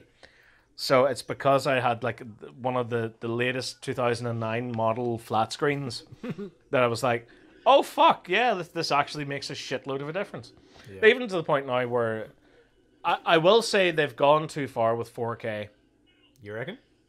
I think they've gone too far because movies need a little bit of that grain and grit to them. Yeah. Because I bought Ghostbusters on 4K. And I started watching it and I was like, I can't fucking watch this. There's something really, really fucked up about it. Unpleasant. Yeah, it's just... I can't put my finger on what it is. If it's too clean, the charm. if it's... Yeah, it's too clean, it's too smooth. There's just... Like, you look at it and go... It's like looking at a zombie of a loved one, you know, like, it's still them, but it's not. Like, they're dead. It's like when you listen to an album on vinyl, like, you get all the bumps and the imperfections. The crackles, in the record, and it adds something to it. Even though I'd probably rather listen to the music when it's perfect, but... Yeah, but there's something that gives it that nice little grime and grunge to it. And if you play Help backwards, it reveals that Paul McCartney died 40 years ago. Well, there's that. And funnily enough, in a bizarre twist, he was killed by Einar Munthna and Halakam Navitz.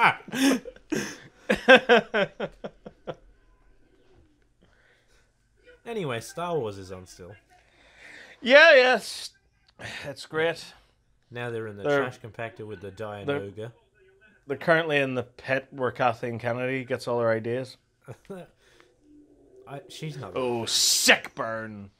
Take that. The Force is female. Uh-huh. Whatever you say, Kathleen. Uh-huh. Back to your office there, love. Off you go. Favreau and Filoni have got this. Do you think Kevin Feige had a heart attack the other day? Why? When the Spider-Man trailer leaked. Oh, yeah. I thought Kathleen Kennedy had done some fucked up shit at Marvel. Yeah, probably. Part of me likes to think that it was done deliberately. Yeah. Yeah, I think that's the case. Because that shit looks like it was recorded months ago. Well, yeah, because the VFX was completely unfinished. Yeah. So, like, it's awful funny. It was released around the same time as the CinemaCon. Because have you seen though. Like it looks fucking incredible, yeah. But like, have you seen like all of a sudden out of fucking nowhere, just as that CinemaCon presentation was happening, we got the copy of the trailer leaked, but we've also got leaked images of Alfred Molina, Andrew Garfield, Tobey Maguire, and Willem Dafoe. Like and all that, and Jamie Foxx, and all that came out just within a day of the CinemaCon thing. I think it's deliberate. Yeah, it's highly sus.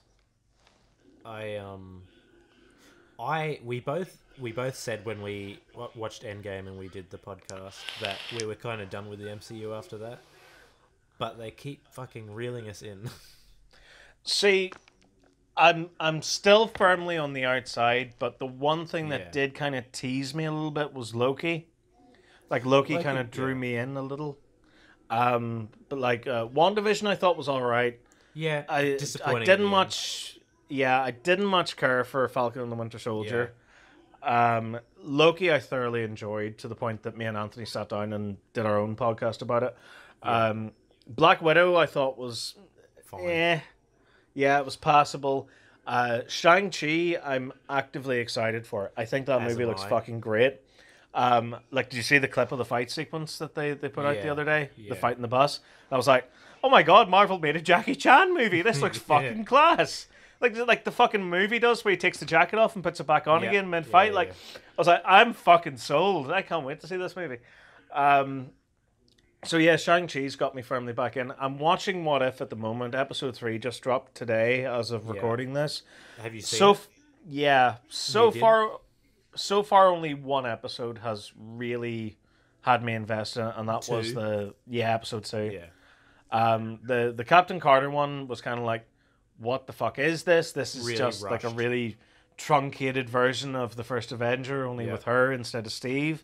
And that Hydra Stomper thing I thought was fantastically fucking stupid.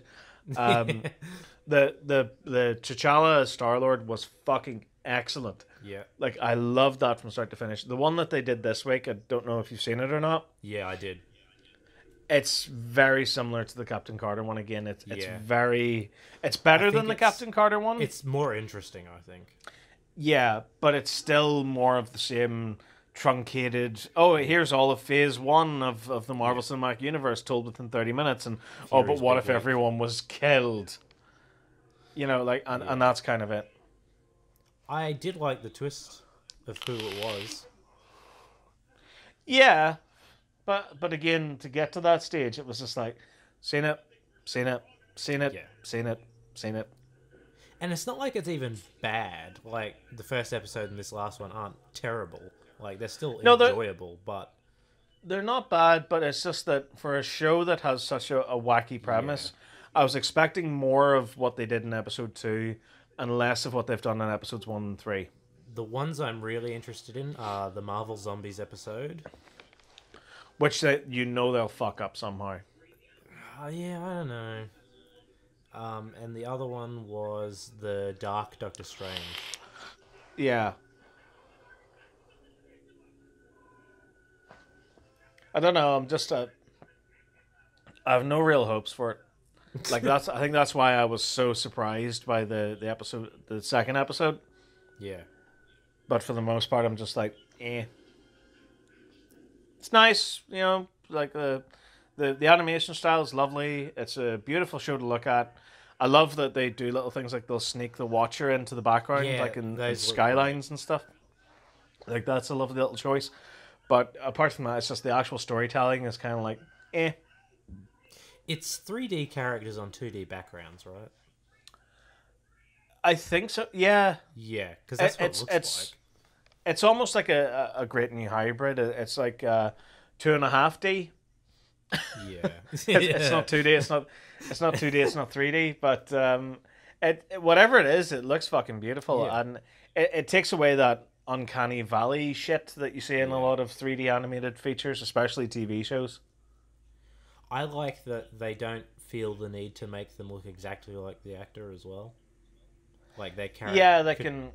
characterize it. Yeah, they're more caricatures than they are the actual characters. I take it maybe that's a almost to the point of being like a licensing thing. Yeah. I Where it's imagine, like, we don't want to pay Robert Downey Jr. for his image anymore. Like, we've already paid him a fucking small fortune. So, yeah, just go, oh yeah, this is Tony Stark. Doesn't look like Robert Downey Jr. And your point is?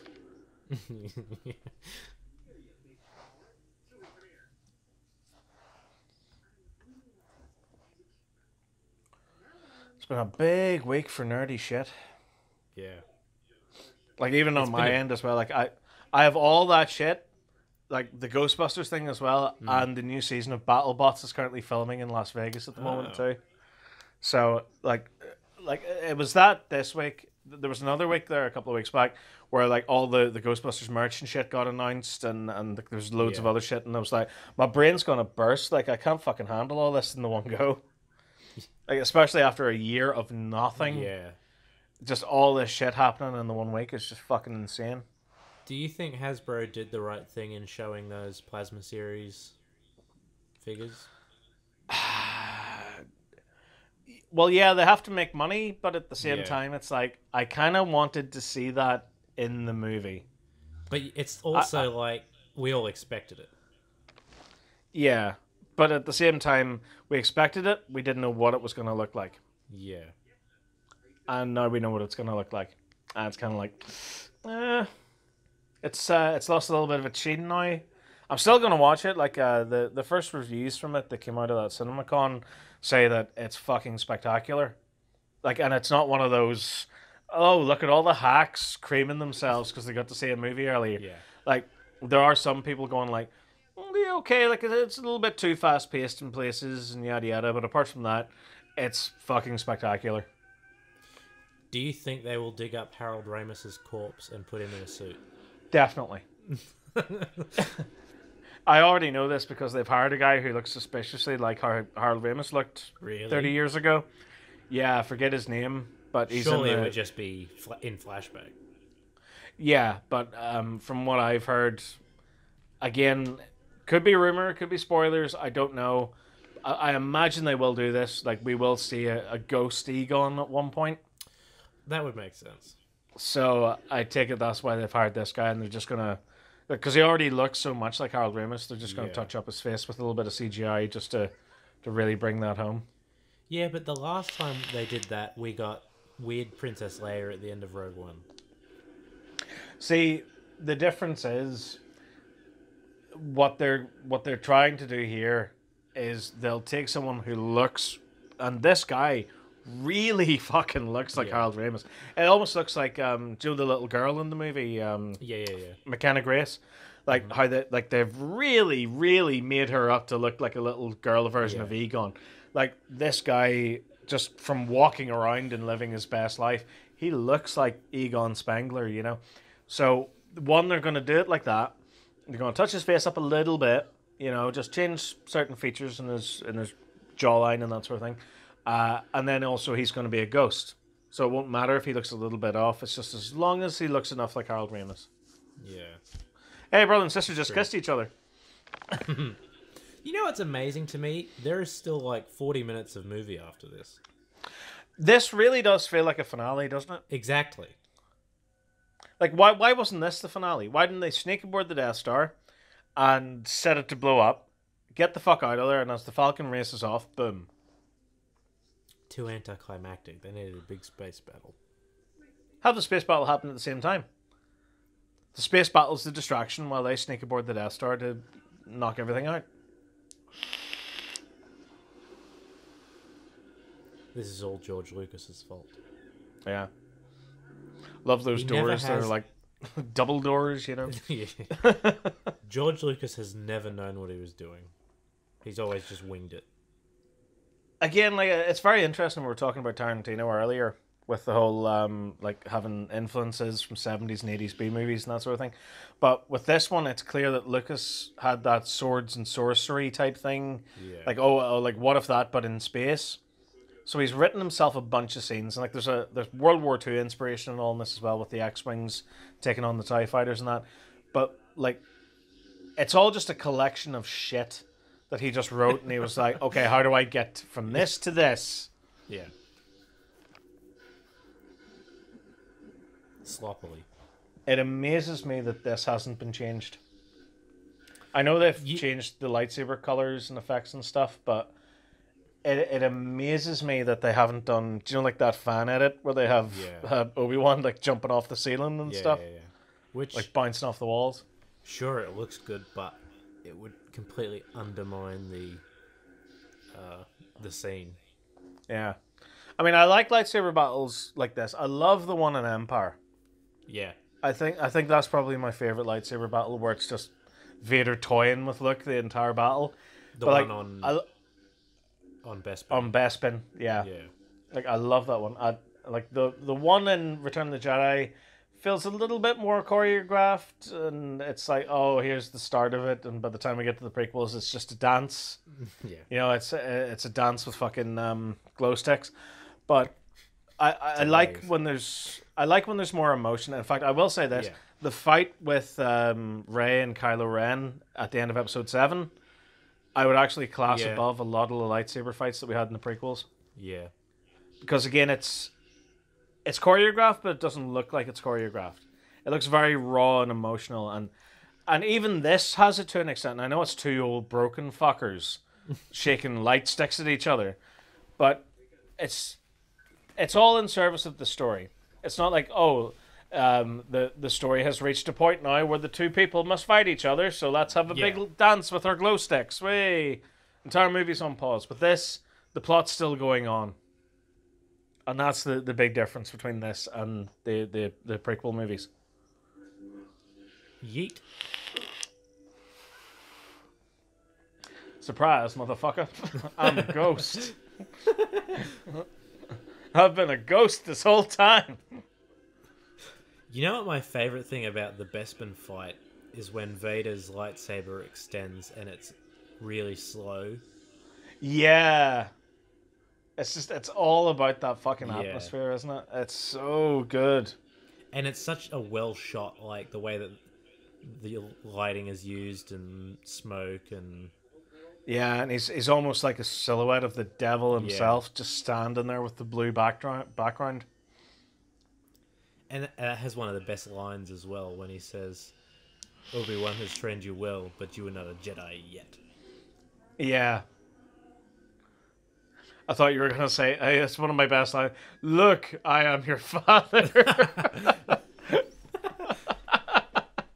I saw an interview with Mark Hamill, and when he and Harrison Ford watched the premiere of that movie, because obviously nobody knew about that still, and Vader says that, and Harrison Ford leans over to Mark Hamill and says, "You didn't say that was in the fucking movie." That's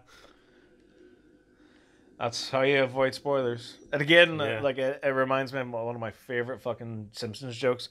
Do you know when Marge and Homer are dating and they have the flashback, and they come out of watching Empire, where it's like, oh my god, I can't believe that Luke Skywalker is Darth Vader's son. And everyone in the audience is in the queue waiting for the next one to go in. It's like, oh, what?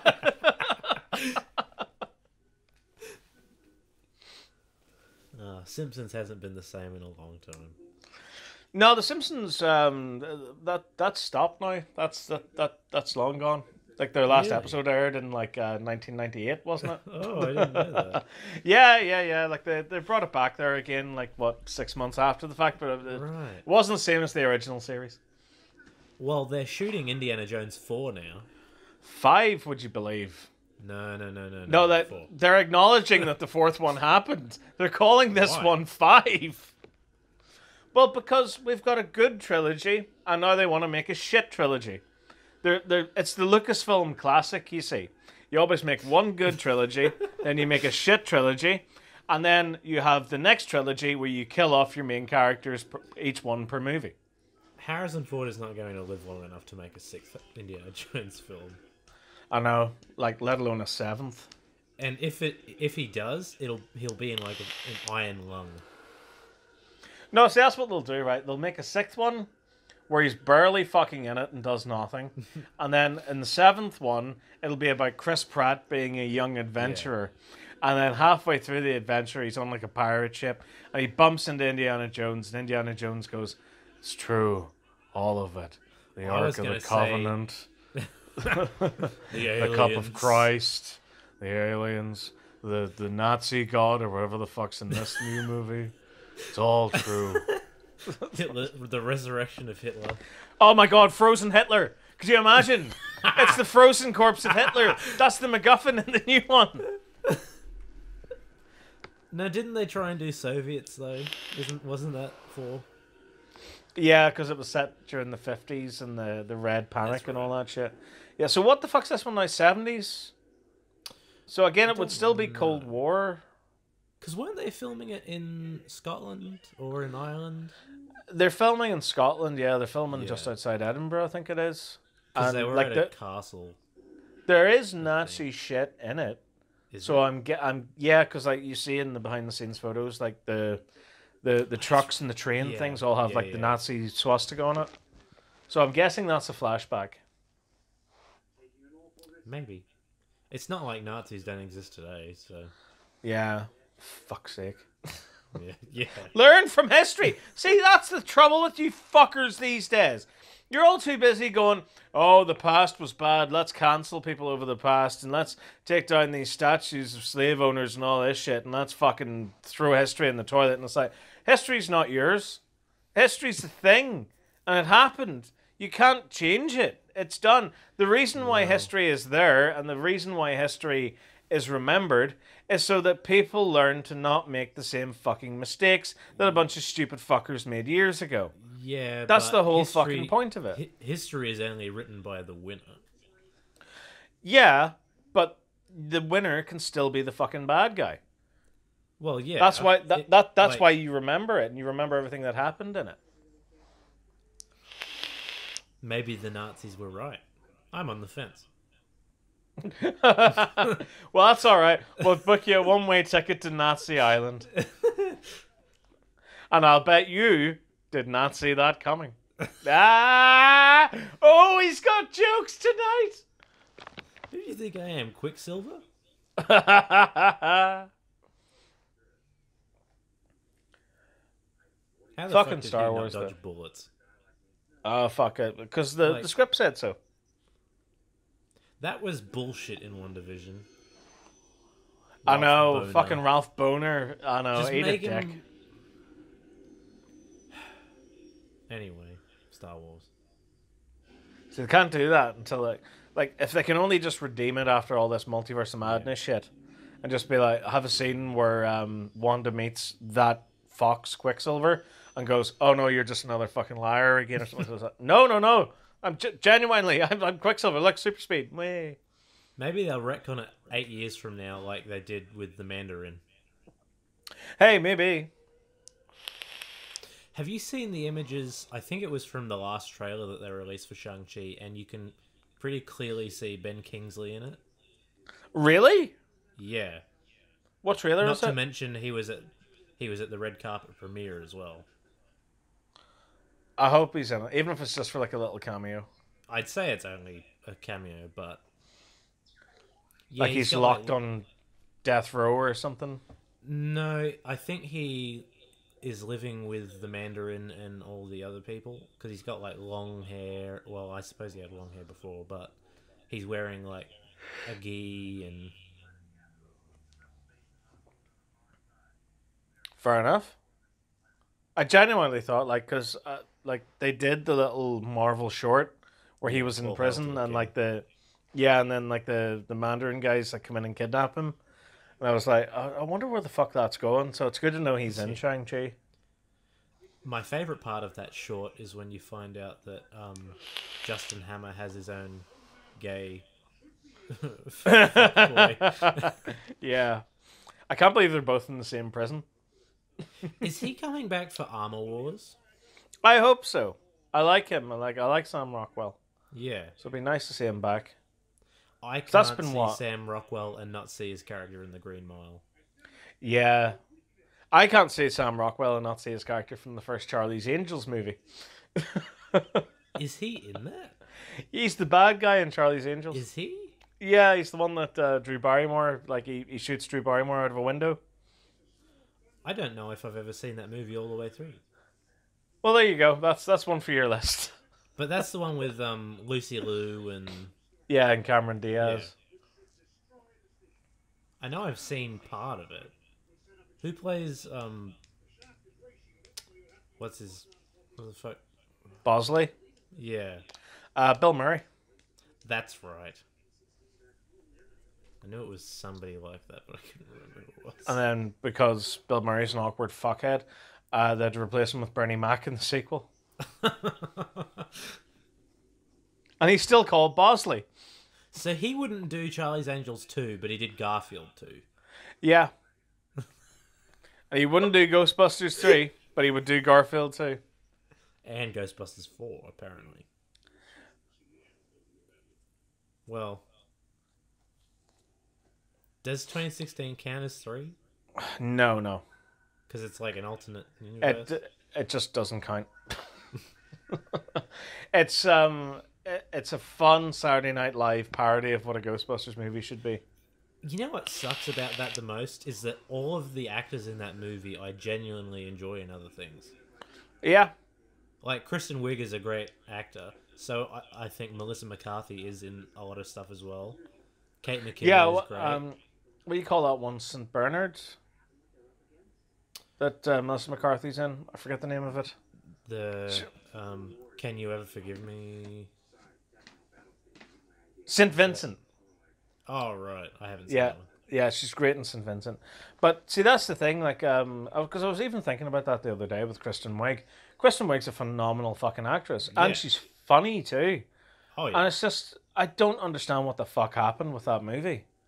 I think it's just like that's what happens when there's way too many executives, way too many people making poor decisions. You wind up with something that's just like, what the fuck? This should have been 10 times the movie that it is. is Paul Feig a competent writer? No, I'd say he's, But he's a decent enough director. didn't he do Freaks and Geeks though? He did Freaks and Geeks, but from a writing standpoint, there like Katie Dippold was working with him. Katie Dippold has written some of my favorite fucking episodes of Parks and Recreation. Paul Feig has directed some of my favorite episodes of Parks and Recreation. Yeah. So, like, whenever I heard they were working on the script, I was like, okay, I'm a little bummed out that we're not getting a sequel to Ghostbusters, but let's see where they go with it. And it was just, this is the worst thing you could have done. Like Too that, many like queef jokes. all the most obvious, basic, shitty jokes. It's like, this isn't Ghostbusters. Ghostbusters had a degree of wit to it. Yeah. And that's what I was expecting. Like you have to be reserved and a little bit held back. This was a fucking live action cartoon. Yeah.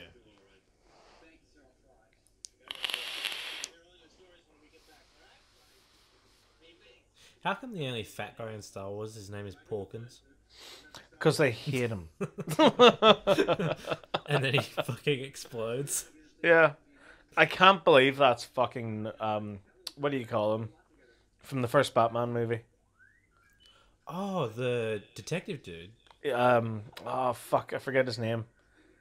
Because he's like, you're full of shit, Nax. Yeah. Because it's No, I not can't remember Grisham, his because name that's either. that's the crime boss. Yeah. I forget, it's the one that works with Gordon. Yeah. Well, yeah. What the fuck is his name? That's the best Batman movie. Why can't I remember it? Oh no. I don't like the Dark Knight shit, trilogy. Nax. I think it's alright. I think it's very, very overhyped. I think it's not Batman. I don't know, like, I really enjoy Batman Begins. I think they're all good films. I don't think they're good Batman films. In what way?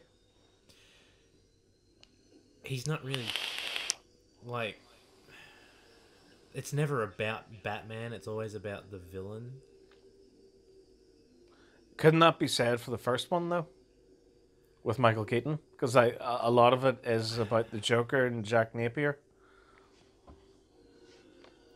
I guess. And I guess Are the main you- draw of Batman is the Rogues Gallery, but I guess, like, from your standpoint, what you're saying is that in the way that the first movie was more about the Joker and Jack Nicholson, it kept the character of Batman more mysterious, as the Dark Knight character. Whereas with the Christopher Nolan movies, they have too much of an emphasis on Bruce Wayne over Batman. yeah, I suppose that would be Because I never get from it that, because there's the famous line in one of the comic books where Wonder Woman has her lasso of truth around Superman, and she says, "Who are you?" And he goes, "I am Kal-El of Krypton." Yeah. And she says it to a couple of other heroes, and then she puts the lasso on Batman and says, "Who are you?" And he goes, "I'm Batman." yeah. Yeah, because that is who he is. He is not Yeah. Bruce Wayne. Bruce Wayne is a figment of everyone else's imagination. He's a character, and whereas in this, to me, it always felt like this is Bruce Wayne. Bruce Wayne dresses up like a bat. Yeah. Like, he's not He Batman. sleeps He's not upside down. he's not the world's greatest detective. That's one of my main problems with all the Batman movies is that he doesn't really do a lot of detective stuff. No, do you know what they need? Like with this Robert Pattinson Robot Battenbat, or whatever the fuck it is Yeah. that they're calling him for. Yeah. Thanks, Mr. Sunday Movies, for that one. Yeah. But it's what they need Go to do in Australia. the Robert Pattinson one is they need to make it more like a Sherlock Holmes. Do you like the BBC Yeah. Sherlock drama type thing where like he's noticing little tiny clues and patterns and that sort of thing, and then he types it all into the Bat computer. Oh, what does it mean? You know? And I think from the trailer, given that the Riddler character doesn't look particularly physically menacing, I'm going to assume that it is going to be a lot of that. Hopefully. I mean, we got a trailer for it at that CinemaCon thing there recently. Yeah, But from what I that- heard, though, it was like mostly behind the scenes stuff and like 3 seconds of new footage. Oh, it was a sizzle reel. Yeah, basically. Yeah. Because I also heard, talking of beating dead horses, we got a trailer for The Matrix Resurrections, Really? which is I a thought it was movie just that the title. I forgot existed.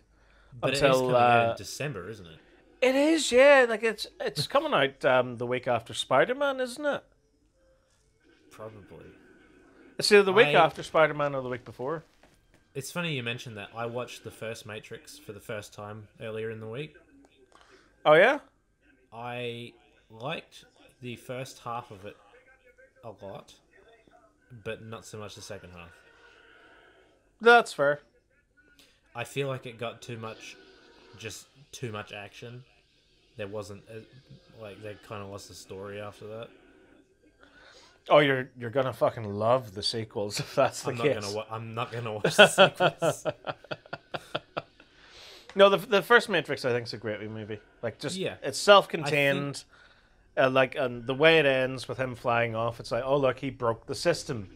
He achieved his goal. He broke out of it, and he's completely free, and he can do whatever the fuck he likes now. The sequels are just a continuing gobblybollocks of shit. I think the concept is genius, the actual idea. With the robots harvesting their brain activity for electricity and Yeah, it's utterly meaningless. Like in the real world, though, like you're better off just getting humans together to build gigantic batteries to feed you. Yeah. But it's a really creative, really great, visually engaging, visually interesting movie.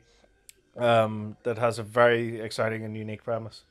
So I remember the first time I saw it, like I must have been like 10, maybe 11 at my cousin's house, and they had it on. It was a bit, where Trinity's running to the phone booth at the start, yeah, and like the truck is just about to hit. She picks it up, yeah. and she puts her hand on the glass, and it just fades to white.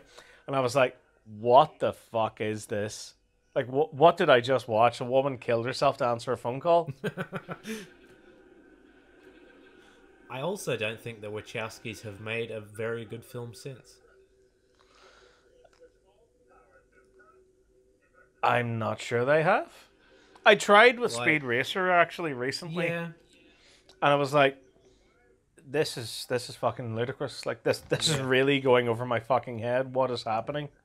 to be fair, I think the anime is probably the same.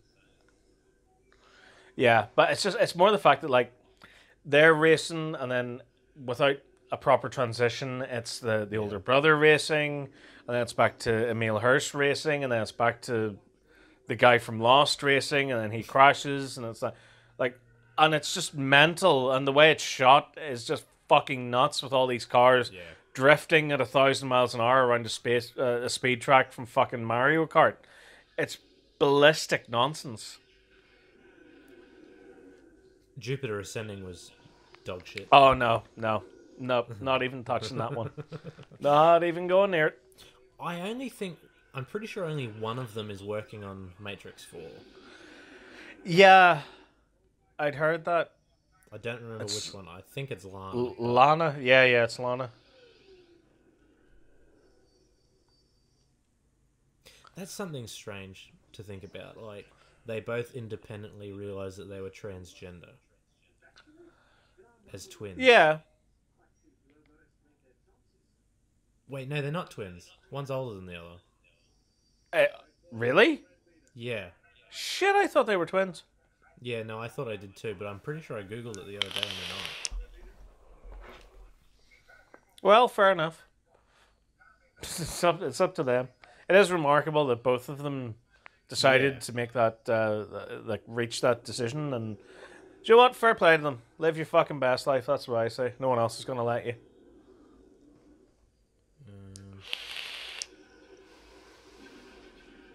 Yeah, one's 2 years older than the other. Wow. Jesus, for all these years, I thought they were genuinely like twins. Yeah. No, I thought they were too. But then a lot of people think the little girls in The Shining are twins as well. They're not? No. I read the book. They're like 10 and 8. But in the movie, it's insinuated that they're twins, though, isn't it? No, I'm pretty sure they're different heights.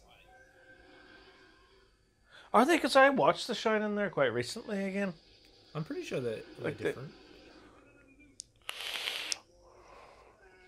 I don't know. For me, kids all look exactly the same until they reach, like, what? 12, 13, and then it's like, oh, you're a little mini human, aren't you? And then it's like, oh, God, well, you're a human. Yeah, they start smoking and drinking at that age. Yeah, and calling you a cunt and like, all that shit.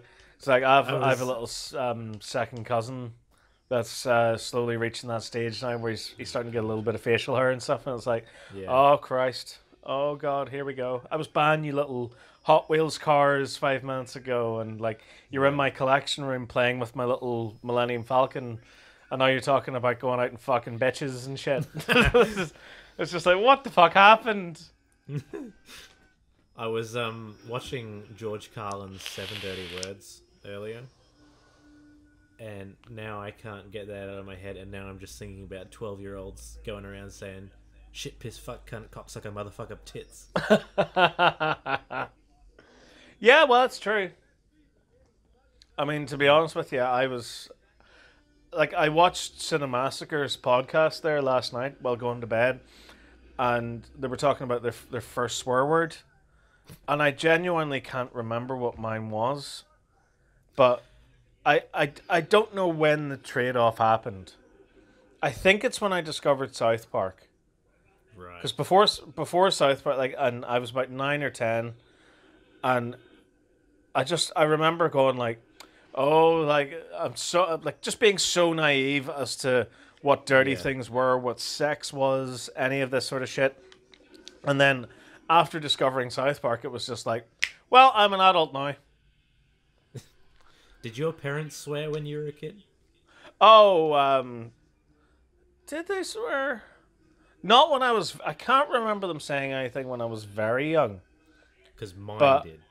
I remember my dad chasing me with a hammer one day, saying, I'm going to kill you, you little cunt. Oh my God. Now, to be fair, my dad said cunt that much. And I think this is just an Irish thing, but the word cunt has no meaning here. Yeah, there's probably people in America watching this going, oh my God, he said the devil's very evil word, no. But I think Australia is kind of okay with it as well. Yeah, where it's just like, oh, you stupid cunt. Actually. Yeah. Well, but yeah, like, my dad would just, everyone was a cunt, to the point where I didn't think cunt was a bad word. I thought cunt was like runt, you know, like the runt of the litter. Yeah. Because it was always, you little cunt. And I was like, oh, so I'm like the runt of the, like, there's the runt of the litter, then there's the cunt of the litter, and I'm the cunt of the litter. So I'm the smallest, most pathetic dog that came out of that other dog's vagina. That's what I am. I'm the cunt of the litter. And then it was like years later, I think I used it in church one day, and like people were like, get the fuck out! It was either church or school. I said, like, I think someone said, like, okay, and who can tell me, like, what the smallest animal in a litter is called? And I'm like, the cunt. And they're like, get the fuck out of the class, get the fuck out of the school, never return.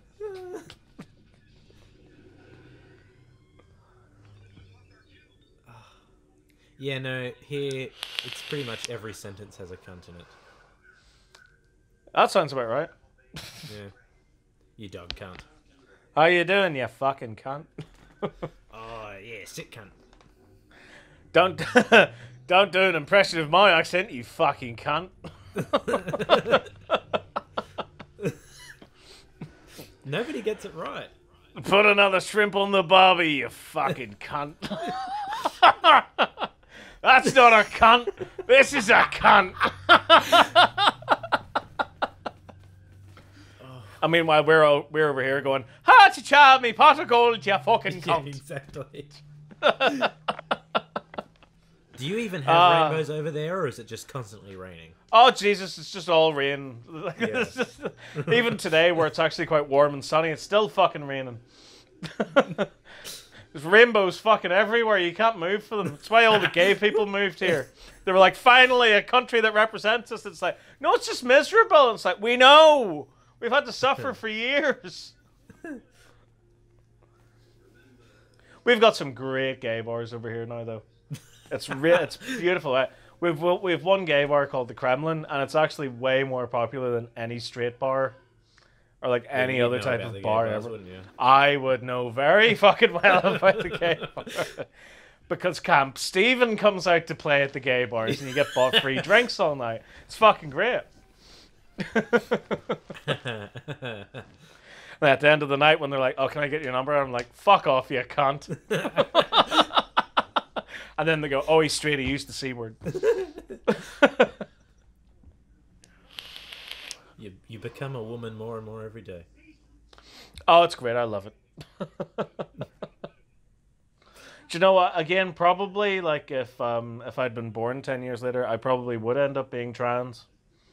Or there'd be, or there would. No, I'm not even joking. Like there probably would be something to describe what the fuck I would end up being. It's just the fact that when I was so young, I used to look at women and go, "My God, women are gorgeous." And then I grew a dick and I was like, "Oh God, I want to fuck that." But I don't know where I'm going with this. Mentally challenged. Mentally challenged, yes, that is me. Mentally cunted. That is what I am as a person. But Munted. But yeah, no. Apparently, I have a very fucking like feminine side because like, I have friends who are girls, and they say to me like, you know, you don't deny your feminine side. And I was like, okay, so what does that mean? They went, well, no, it's just like you can still be a rugged manly man, but you're not afraid to like show your emotions and shit. And I was like, okay, thanks. I don't understand this. I don't even know why I brought this up. But yeah. The movie's almost fucking over. There we go. That's a nice distraction. How come Chewie doesn't get a medal? Because fuck Chewie. That's why. Fucking walking carpet looking bastard. Why not? Yeah. Everyone's all excited and happy now, and it's over. Yeah, she's wearing old condom wrappers. You think that's bad? C-3PO's hiding a raging erection right now. Don't worry, Chewie gets his medal at the end of episode 9. Yay! Yeah, I think if you didn't know anything about Star Wars before you watch this, by fuck you are well versed in everything to do with this movie now. Yeah. Once again, we've torn apart every minute detail of the movie. Didn't waver in our knowledge once. Do you know, I think people will have a newfound appreciation for this movie now. I think there are universities all across the globe eager to open new classes to fully dissect this movie now based on the absolute sage-like wisdom and advice that we have imparted throughout this commentary.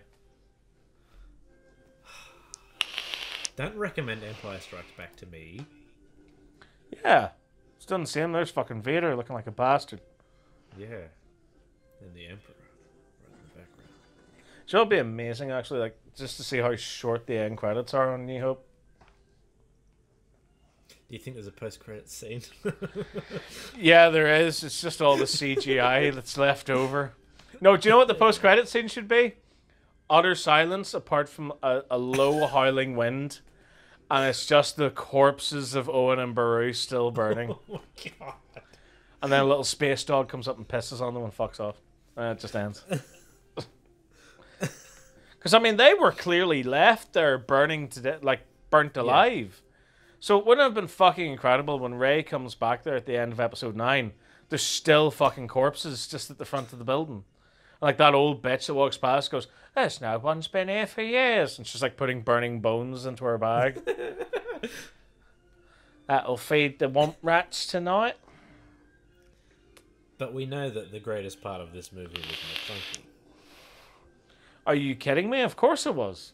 Yeah. Like, that's what it is. Star Wars Episode 4, A New McClunky.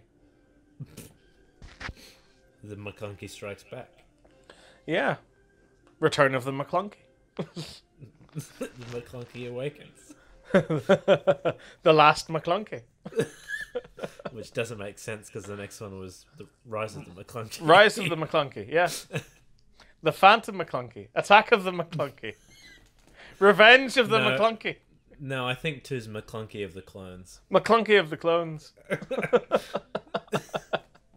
McClunky, a Star Wars story. Rogue McClunky. Solo, a Star Wars McClunky. It was definitely a fucking McClunky. Oh, dear God. The McClunky Wars.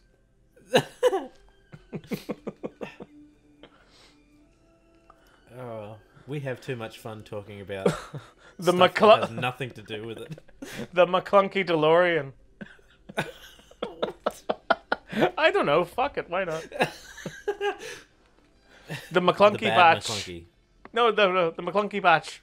Yeah. This shit writes itself. What would you do with Kenobi? McClunky. Obi-Wan McClunky.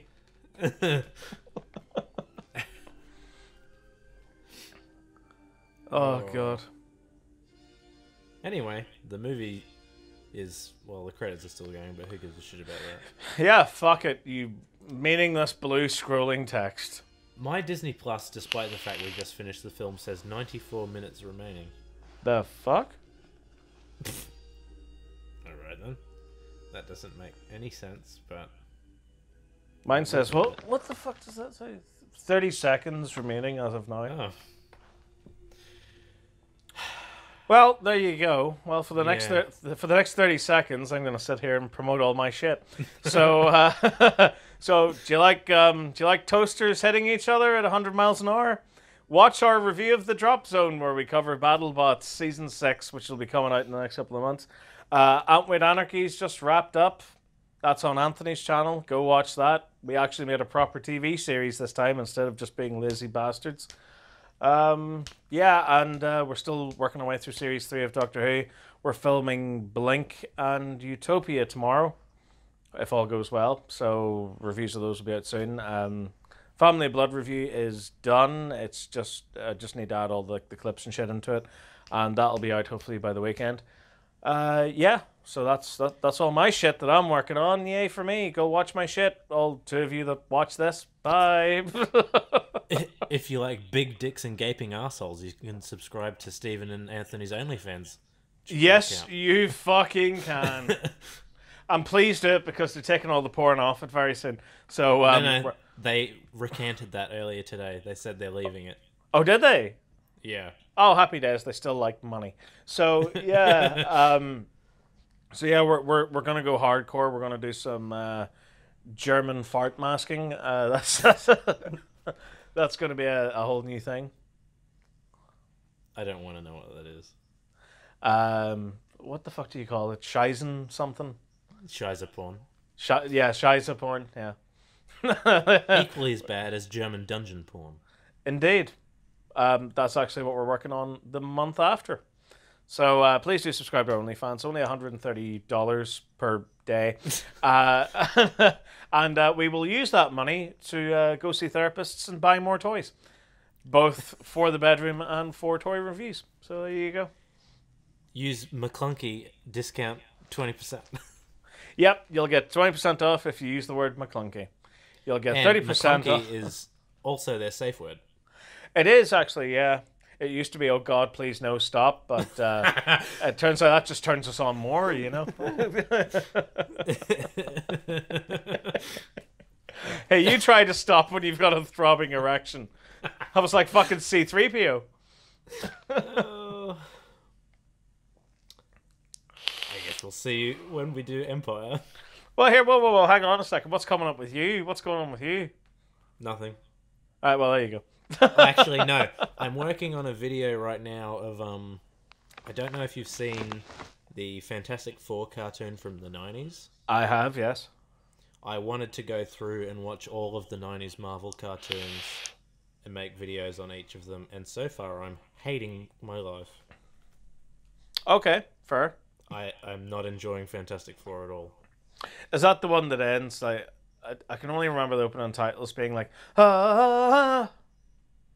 Yeah, pretty much. Yeah, that's all I remember from the end titles of that. It's the fucking dumbest shit. Like the first two episodes are about how they got their powers, but the title sequence literally tells you how they got their powers in a minute. Yep. Anyway. Well, you have to remember in the 90s we didn't give a shit about opening titles. Yeah, we were X-Men had a great one. We were playing hacky sack while the opening titles were playing, you know, and then after you heard the music end, you're like, okay, everyone sit the fuck down, start. Yeah. Now theme songs only last like 3 seconds and then they're done. Yeah, so. if that's not even a theme song anymore, it's just a noise. Yeah. Dun, dun. Breaking Bad had a good one. Yeah. It's only like 6 seconds. True, yeah, it's how creative you be with them. But yeah, I miss old opening titles and shit like that. Like, I try putting opening titles in my videos and people were just like, the fuck is this? To the point now where, like, for, like, even, like, the spoilerific reviews and stuff are fine. Because, like, I have a nice little 30-second opening title sequence that looks quite engaging and stuff. Same with the Drop Zone, where I basically just ripped off Top Gear's opening titles, but instead of cars, it's robots hitting each other. And then the toy reviews are the only one that I refuse to do an opening title sequence for. Yeah. Mainly because, You can't. like, well, I did. I actually had opening titles that lasted 30 seconds for the toy reviews, but most people just like, I just want to see him play with the toy. So now it's just... You had the Ramin Djawadi song at the start, didn't you? Yeah, I still have it now. Now you just have at the end. Well, I still have it for whenever the X in the box logo comes in. But now I'm doing the Top Gear thing, where like I'll have like, you know, all these cool, sexy slow-mo shots with like vape smoke and all behind them, and then once that fades out, the Ramin Djawadi song comes in and it goes meow, and then it's like, this is the thing I'm reviewing, and then boom, straight into the packaging. Right. Mainly because so many people gave me shit for going like, why the fuck do you have opening titles? And I was like, I just think they're neat. Yeah, because I can. Yeah, I like opening titles. When it sets you buy the this tone. YouTube channel from me, you can do whatever you want. Yeah, I've actually had offers. Really? Yeah, like even recently I had someone going like how much do you want for your channel? And I was like, it's not for sale. And it was like, I'll give you this amount of money. And I was like, it might be for sale. Just sell them the old channel. No, I like the old channel. I like keeping it around. I recently reopened it again there in the past year, I think it was. Because I was just like, I can't be fucked just having it sitting about. So I'll just be like, okay, well, here's the archive. Here's all the old shit that I used to do. What, did you just private all the videos? Yeah, I just privated everything and just kind of left it be because YouTube fucked me over royally with it. So, Was that because you used copyrighted music, or was it something else? No, it was Doctor Who. So basically, I would use clips from Doctor Who episodes whenever I was doing the review, which was all perfectly legal and above board, I'll have you know. But the BBC were just like, no, fuck you. Like, they even did it recently to me on the Patreon channel, where we'd done the reaction to Human Nature. Now, there's no... Like, I literally don't copy the episode at any point now. It's literally just me and Anthony on the sofa, and it's playing on the TV. It was playing slightly above the recommended decibel levels for copyright. And immediately BBC were like, this contains audio from this episode. Who have blocked it worldwide, and fuck you. I think, at least on YouTube, I've had that happen once, and I'd put in a appeal for it, and they were pretty much fixed it immediately because it was like 10 seconds of barely audible fucking music. But man, yeah, it's just such ridiculous. It's bullshit the way YouTube's went. Like, and you've had what, two copyright claims in the last 3 months or something? Yeah, and that wasn't even for Doctor Who. That was all over BattleBots. But fortunately, I know the guy that runs BattleBots, and he's a very lovely man, and he enjoys our videos. So he got on to Discovery, and he was just like, "Yeah, this doesn't qualify as copyright infringement. Can you let these fuckers go?" It's literally under terms of use. Yeah. And even still, though, even though you know that you're right, and you put up a post about it saying, "Look, this is fucking ridiculous now, the way YouTube's getting on, and the way that like private companies can be allowed to abuse YouTube's takedown system like this," people will still fight you tooth and nail in the comments about it and go, "Oh well, you don't know what copyright law is." And it's like, mate, I've been fighting this shit since I was 21. I know exactly what the fuck I'm talking about. Yeah. It's ridiculous. But yeah, anyway, so this video's over now. it is. So when we do Empire, which hopefully before the end of the year, maybe. Yeah. I'd like to do that. Yeah, maybe we can finish out the original trilogy before the end of the year, even. That would be good. That would be good. I'd enjoy that. And then we can even bother with the sequels? Yeah, fuck it. Why not? We've started, so we'll finish. Yeah. I was thinking about that too, where it's just like Star Wars is a weird old duck, isn't it? Like where it starts off with episode 1, you're like, oh fuck, and exactly. And then you go, yay, I made it to episode 4. Awesome, episode 5. Yay, oh fuck. Yeah. Back down again. Like it's the perfect mountain, isn't it? Where it's like you get to the peak and it's like Empire, and you're like, oh my god, this is so good. I have to go all the way back down again now, right back to where I fucking started. I don't think the sequels are as bad as the prequels. Yeah, it's just more. They're far more competent. They're competent, but pointless. Yeah. They add nothing.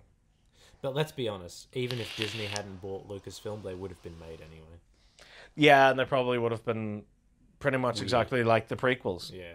They would have added a lot, but they would have been just dumb as a box of fucking rocks. Which is what I will call the viewers at the start of the next video. There you go. You fucking rocks. Just call them a bunch of fucking cunts. Well, fuck sticks. This is the end of this video. Yeah. Congratulations on wasting your precious time on us, you fuckholes. You just wasted like 2.25 hours on this shit. No, you just could have just watched A New Hope. You just waited for us to say something meaningful. You stupid bastards. We'll see you for the next one. McClunky. I'm hitting stop now.